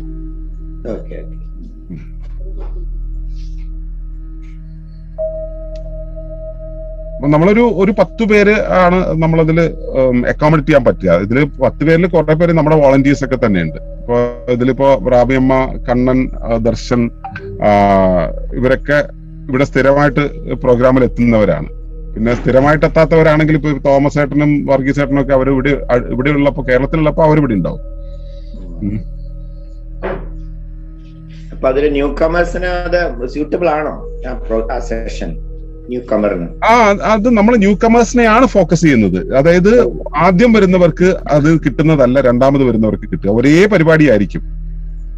നിങ്ങൾ 100ാമത്തെ പ്രാവശ്യം വരുന്ന സമയത്ത് 100ാമത്തെ എഫക്റ്റ് ആയിരിക്കും അതിനുണ്ടാവുക. ഓരോരുത്തരുടെയും റെസ്പോൺസിബിലിറ്റിയിൽ, ഓരോരുത്തരുടെയും ഇടപെടലിലൊക്കെ തന്നെ മാറ്റമുണ്ട്. ഇതൊരു ഫെലോഷിപ്പ് പ്രോഗ്രാം ആണ്. അപ്പൊ അതുകൊണ്ട് തന്നെ ഓരോരുത്തരുടെയും റോളിൽ വ്യത്യാസം ഉണ്ടാവും. ഓക്കെ, ചോദിക്കട്ടെ. സിമ്പിൾ ചോദ്യം. അവിടെ യൂറോപ്യൻ ക്ലോസറ്റ് കാണോ? ഉണ്ട്. ഒരു യൂറോപ്യൻ ക്ലോസറ്റ് ഉണ്ട്, 2 ഇന്ത്യൻ ടോയ്ലറ്റോ ആണ്. 3 ടോയ്ലറ്റ് ആണ് ഉള്ളത്, 1 യൂറോപ്യൻ ആണ്. അത് ഈ ഒരു പേരന്റെ ഈ ചോദ്യം ഉണ്ടല്ലോ, ഈ ചോദ്യം കൊണ്ട് തന്നെയാണ് അവിടെ ഉണ്ടാക്കിയിട്ടുള്ളത്. പിന്നെ നിങ്ങൾ വരുന്നവർക്കാണ് നിങ്ങൾ ന്യൂ കമേഴ്സ്. ഞങ്ങൾക്ക് ബന്ധുക്കളാണ്. അവിടെ എത്തുമ്പോ ഏത് ന്യൂ കമേഴ്സ് ആയാലും ഞങ്ങൾക്ക് ബന്ധുക്കളാണ്, അല്ലാതെ അതിഥികളല്ല, ബന്ധുക്കളാണ്. വരും, ബന്ധുക്കൾ സ്വീകരിക്കും. ഓക്കെ. കണ്ണൻ, ഇന്ന് പരിപാടിയിൽ പങ്കെടുത്തിട്ട് എങ്ങനെ ഉണ്ടായിരുന്നു മൊത്തം? വളരെ നല്ല അനുഭവമായിരുന്നു. മുന്നോട്ട് കേൾക്കുന്ന ടോപ്പിക്കാ, അതുകൊണ്ട് ഞാൻ കുറെ കേട്ടിരിക്കുക. ഇനിയും കുറെ കൂടെ മനസ്സിലാകാനുണ്ട്. അപ്പൊ അത് വീഡിയോ ആയിട്ട് വരുമ്പം കണ്ട് മനസ്സിലാക്കാൻ വിചാരിക്കുന്നു. ഓക്കെ. തോമസ് ഏട്ടൻ മൗനിയാണ്. നമസ്കാരം. എല്ലാം ആദ്യം പോലെ തന്നെ കേട്ടോണ്ടിരിക്കുന്നതാണ്. ചോദ്യങ്ങളെല്ലാം വളരെ സിമ്പിൾ ആയിട്ടുള്ള ചോദ്യങ്ങളാണ്. പറഞ്ഞ പോലെ തന്നെ എന്നാലും വളരെ വ്യക്തമായിട്ട് കാര്യങ്ങൾ മനസ്സിലായി. പല ഉദാഹരണങ്ങളിലൂടെയും, അതായത് ദൈവികതയുടെ കാര്യം പറഞ്ഞപ്പോൾ ആ ട്യൂൺ ചെയ്ത ഒരു പ്രത്യേക പോയിന്റിൽ വരുമ്പോൾ മാത്രമാണ് ആ ദൈവികതയുടെ എഫക്റ്റ് കിട്ടുന്നത്. ബാക്കി എല്ലായിടത്തും അതിന്റെ ഓപ്പോസിറ്റ് ആയിട്ടുള്ള ഒരു എഫക്റ്റ് ആണ് കിട്ടുന്നത്. അതുകൊണ്ടായിരിക്കും സാത്താനിക്കായിട്ടുള്ള ഒരു എഫക്റ്റ് ഈ വേൾഡിൽ കൂടുതലായിട്ട് കാണാൻ പറ്റുന്നത് എന്നായിരിക്കും പറയാൻ ഉദ്ദേശിച്ചത്, അല്ലെ? അല്ല, ഞാൻ അങ്ങനെ പറയാനൊന്നും ഉദ്ദേശിച്ചില്ല. പറഞ്ഞതിന്റെ അന്തരാർത്ഥം അതൊക്കെ ആയിത്തീരാം. ഓക്കെ. ക്വസ്റ്റ്യൻസ് ഒക്കെ ഉണ്ട്. പിന്നെ സബ്ജക്റ്റുമായിട്ട് റിലേറ്റഡ് ആയിട്ടുള്ള ഒരുപാട് ക്വസ്റ്റ്യൻസ് ഓൾറെഡി ഉണ്ടല്ലോ. അത് കാരണം ഞാൻ പിന്നെ ചോദിക്കാൻ പിന്നെ അടുത്ത ആഴ്ച ചോദിച്ചു. ഓക്കെ. അമ്മ, എല്ലാവർക്കും നമസ്കാരം. ചോദ്യങ്ങൾ പല രീതിയിലാണെങ്കിലും ഉത്തരം ഏകദേശം ഒരേപോലെയാണ് എനിക്ക് തോന്നി വന്നത്. അടിസ്ഥാനം വൈകി പല രീതിയിലുള്ള ചോദ്യമാണെങ്കിലും ഉത്തരം കൊണ്ട് എത്തിക്കുന്നത് എല്ലാം ഒന്നിലാണ്. അങ്ങനെ എനിക്കൊരു തോന്നലുണ്ടായി. അത് ശരിയോ തെറ്റോ എന്ന് എനിക്കറിയില്ല. ചോദ്യങ്ങൾ ഓരോരുത്തരും ഓരോരോ വീക്ഷണത്തിൽ നിന്നും ഓരോരോന്നാണ് ചോദിച്ചത്. പക്ഷെ പറഞ്ഞു വരുന്ന ഉത്തരം കാൽക്കുലേറ്റ് ചെയ്ത് നോക്കുമ്പോ എല്ലാം ഒന്ന് തന്നെയാണെന്ന് തോന്നുന്നു. അത് എന്റെ തോന്നലാണോ സത്യമാണോ എന്ന് എനിക്കറിയില്ല. എങ്കിലും ഒറ്റ വാക്കിലേ ഉള്ളൂ മാറ്റം. അതായത് എത്തിക്കുന്നത് ഒന്നിലേക്കാണെന്ന് പറഞ്ഞില്ല, ഞാൻ എത്തിക്കുന്നതല്ല, അതിലേക്കാണ് എത്തുന്നത്. എത്തിച്ചേരുന്നതാണ് സത്യത്തിൽ, എത്തിച്ചേരുന്നതാണ്, അല്ലാതെ എത്തിക്കുന്നതല്ല. എങ്കിലും വേറെക്കുറെ കാര്യങ്ങൾ പുതുതായിട്ട് മനസ്സിലാകാൻ, പഴയ കാര്യങ്ങൾ തന്നെ കുറച്ചും കൂടി ഓർമ്മ പുതുക്കൽ പോലെ പുതുതായിട്ട് മനസ്സിലാക്കാൻ കഴിഞ്ഞു. വളരെ സന്തോഷം. നമസ്കാരം. നമസ്കാരം. ദർശൻ, കുറെ ദിവസങ്ങളായിട്ട് കേൾക്കുന്ന, പലരും ചോദിച്ചിട്ട് കേൾക്കുന്ന ഒരു വിഷയം, ഇടയ്ക്ക് വെച്ചിട്ട് എവിടെയോ അതായത് ഇതല്ലല്ലോ അതെന്നൊക്കെ തോന്നി.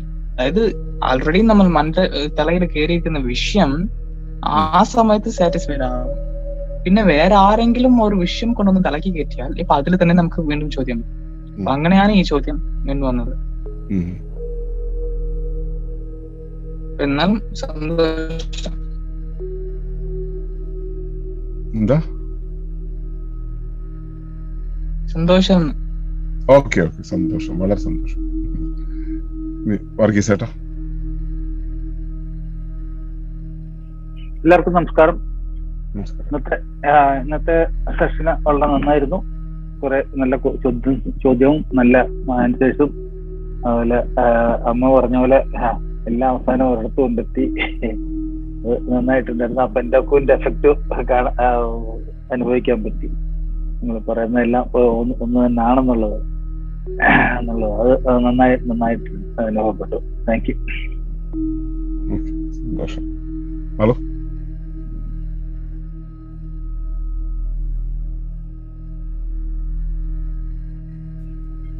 എല്ലാവർക്കും നമസ്കാരം. വളരെ നല്ല സെഷനായിരുന്നു ഇന്ന്. ചോദ്യങ്ങളെല്ലാം നന്നായി വെറൈറ്റി ചോദ്യങ്ങളായിരുന്നു. ഉത്തരങ്ങളും എല്ലാം ഈ പറഞ്ഞതുപോലെ നമുക്ക് പറയാനുള്ളത് ഒരു കാര്യത്തെ പറ്റിയിട്ടാണ്, പ്രകൃതിയും അതിന്റെ പ്രവർത്തനവും എങ്ങനെയാണെന്നുള്ളത്. അപ്പോ എങ്ങനെ നമ്മൾ ചോദിച്ചാലും നമുക്ക് പറയാനുള്ളത് പ്രകൃതിയിൽ അതെന്താണെന്നുള്ള വിശദീകരണമാണ്. പുതിയതായിട്ടുള്ള ആളുകൾക്ക് ഇതിന്റെ ഒരു വ്യാകരണം മനസ്സിലായി വരാൻ ഒരു കുറച്ച് താമസം ഉണ്ടാവും. ചില കാര്യങ്ങളിൽ ചില ടേംസ് ഒക്കെ മനസ്സിലായി വരാൻ, അല്ലെങ്കിൽ ചില വിശദീകരണങ്ങളിലൂടെ കടന്നു പോകാൻ, അത്രേ ഉള്ളൂ. പക്ഷെ ഒരിക്കലും പിന്മാറരുത്. ഇത് തീർച്ചയായിട്ടും നമ്മളെ കുറിച്ച് തന്നെയാണ് പറയുന്നത്, നമ്മുടെ ചുറ്റുപാടിനെ കുറിച്ചാണ്. അതില് നമുക്ക് ഏതൊരു ഭാഷയും പഠിച്ചെടുക്കാൻ ഒരു സമയം എടുക്കൂല എന്നതുപോലെ ഇതിന്റെ ഒളിമ്പസിന്റെ ഒരു പ്രത്യേകതരം ഭാഷയും വിശദീകരണം ഒക്കെയാണ്. പക്ഷെ അത് എന്താണെന്ന് പിടികിട്ടി കഴിഞ്ഞാൽ നമുക്ക് പെട്ടെന്ന് കണക്ട് ചെയ്യാൻ സാധിക്കും. അപ്പൊ ഇന്ന് തന്നെ ഏതൊരു കാര്യം പറഞ്ഞപ്പോ നമ്മൾ ദൈവികതയുമായിട്ട്, അല്ലെങ്കിൽ ഈ റേഡിയോ സ്റ്റേഷൻ ട്യൂൺ ചെയ്യുന്നത് പോലെ നമുക്കത് കണക്ഷൻ കിട്ടുന്നതിനുള്ള ട്യൂൺ ചെയ്യലാണ് സത്യത്തിൽ ഈ ചോദ്യങ്ങൾ നമ്മൾ ചോദിക്കുന്നതിലൂടെ ചെയ്യുന്നത്. അപ്പോ അതിനുള്ള ഉത്തരം ലഭിക്കുമ്പോൾ നമുക്ക് എവിടെയോ ഒന്ന് കണക്ട് ചെയ്യുന്നതായിട്ട് അറിയാൻ പറ്റും തീർച്ചയായിട്ടും. അപ്പൊ നമ്മൾക്കിങ്ങനെ ട്യൂൺ ചെയ്യാനുള്ള ശ്രമങ്ങൾ തുടർന്നുകൊണ്ടിരിക്കാം. തീർച്ചയായിട്ടും ഏതെങ്കിലും ഒരു ചോദ്യത്തിൽ അല്ലെങ്കിൽ ഏതെങ്കിലും ഒരു ഉത്തരത്തിൽ നമ്മൾ ആ ഒരു കണക്ഷനിലേക്ക്, അല്ലെങ്കിൽ നിരന്തരമായിട്ടുള്ള ഒരു കണക്ഷൻ ഉണ്ടെന്നുള്ള തിരിച്ചറിവിലേക്ക്, കണക്ഷൻ നമുക്ക് സത്യത്തിൽ പുതിയതായിട്ട് കണക്ഷൻ എടുക്കേണ്ട ആവശ്യമൊന്നുമില്ല. ആ നിരന്തരമായിട്ടുള്ള കണക്ഷനെ കുറിച്ച് നമ്മൾ അവെയർ ആകുമ്പോൾ, അല്ലെങ്കിൽ നമ്മൾ അത് ബോധ്യം വരുന്ന സമയത്ത് നമുക്കത് പുതിയതായിട്ട് തോന്നുന്നു എന്ന് മാത്രം. സത്യത്തിൽ ഇവിടെ ഉള്ളതിനെ നമ്മൾ തിരിച്ചറിയുന്നു എന്നുള്ള ആ ഒരു വഴിയാണിത്. അപ്പൊ എല്ലാവരും വീണ്ടും തുടർച്ചയായിട്ട് പങ്കെടുക്കുക. ഈ ഒരു ഭാഷ വശമാക്കിയാൽ പിന്നെ നമുക്ക് സ്വയം എല്ലാം തെളിഞ്ഞു കിട്ടും എന്നുള്ളതാണ് അനുഭവം. അപ്പൊ വളരെ സന്തോഷമുണ്ട്. നന്ദി, നമസ്കാരം. ഓക്കെ, അപ്പൊ ഓപ്പൺ സെഷൻ അവസാനിപ്പിക്കാം. എനിക്കും ഇന്ന് നല്ല ഒരു സെഷനായിട്ടാണ് എനിക്ക് തോന്നിയത്. പ്രത്യേകിച്ചും അമ്മ പറഞ്ഞ ആ ഒരു കാര്യം, എല്ലാം ഒന്നിലേക്ക് കൊണ്ട് എത്തുന്നു എന്നുള്ളത്, അത് കൃത്യമായിട്ടത് അത് അനുഭവമായി എന്നുള്ളതാണ്. ഏത് തരത്തിൽ ചോദ്യങ്ങൾ വരുമ്പോഴും അത് ഒന്നിലേക്കാണ് അത് വരുന്നത് എന്നുള്ളത് വളരെ കൃത്യമായിട്ട് അനുഭവമാകുന്നു എന്നുള്ളതാണ് അവതരിപ്പിക്കുമ്പോഴും. ഈ ഒരു തിരിച്ചറിവാണ്, പെന്റാക്കൂവിനെ കുറിച്ചുള്ള നമ്മുടെ തിരിച്ചറിവാണ് ഈ ഒളിമ്പസ് പഠനത്തിന്റെ ഏറ്റവും കോറായിട്ടുള്ള കാര്യം. അത് നമ്മളൊരു ഓപ്പൺ സെഷനിൽ തന്നെ അനുഭവമാകുന്നു എന്ന് പറയുമ്പോൾ സന്തോഷം. ഓക്കെ, അപ്പൊ നമുക്കിന്ന് നിർത്താം. അടുത്ത ശനിയാഴ്ച വീണ്ടും കാണാം. അതുവരെ പുതിയ ചോദ്യങ്ങളുമായിട്ട് അന്വേഷണങ്ങളുമായിട്ട് മുൻപോട്ട് വരിക. ശുഭരാത്രി. എല്ലാവർക്കും നമസ്കാരം.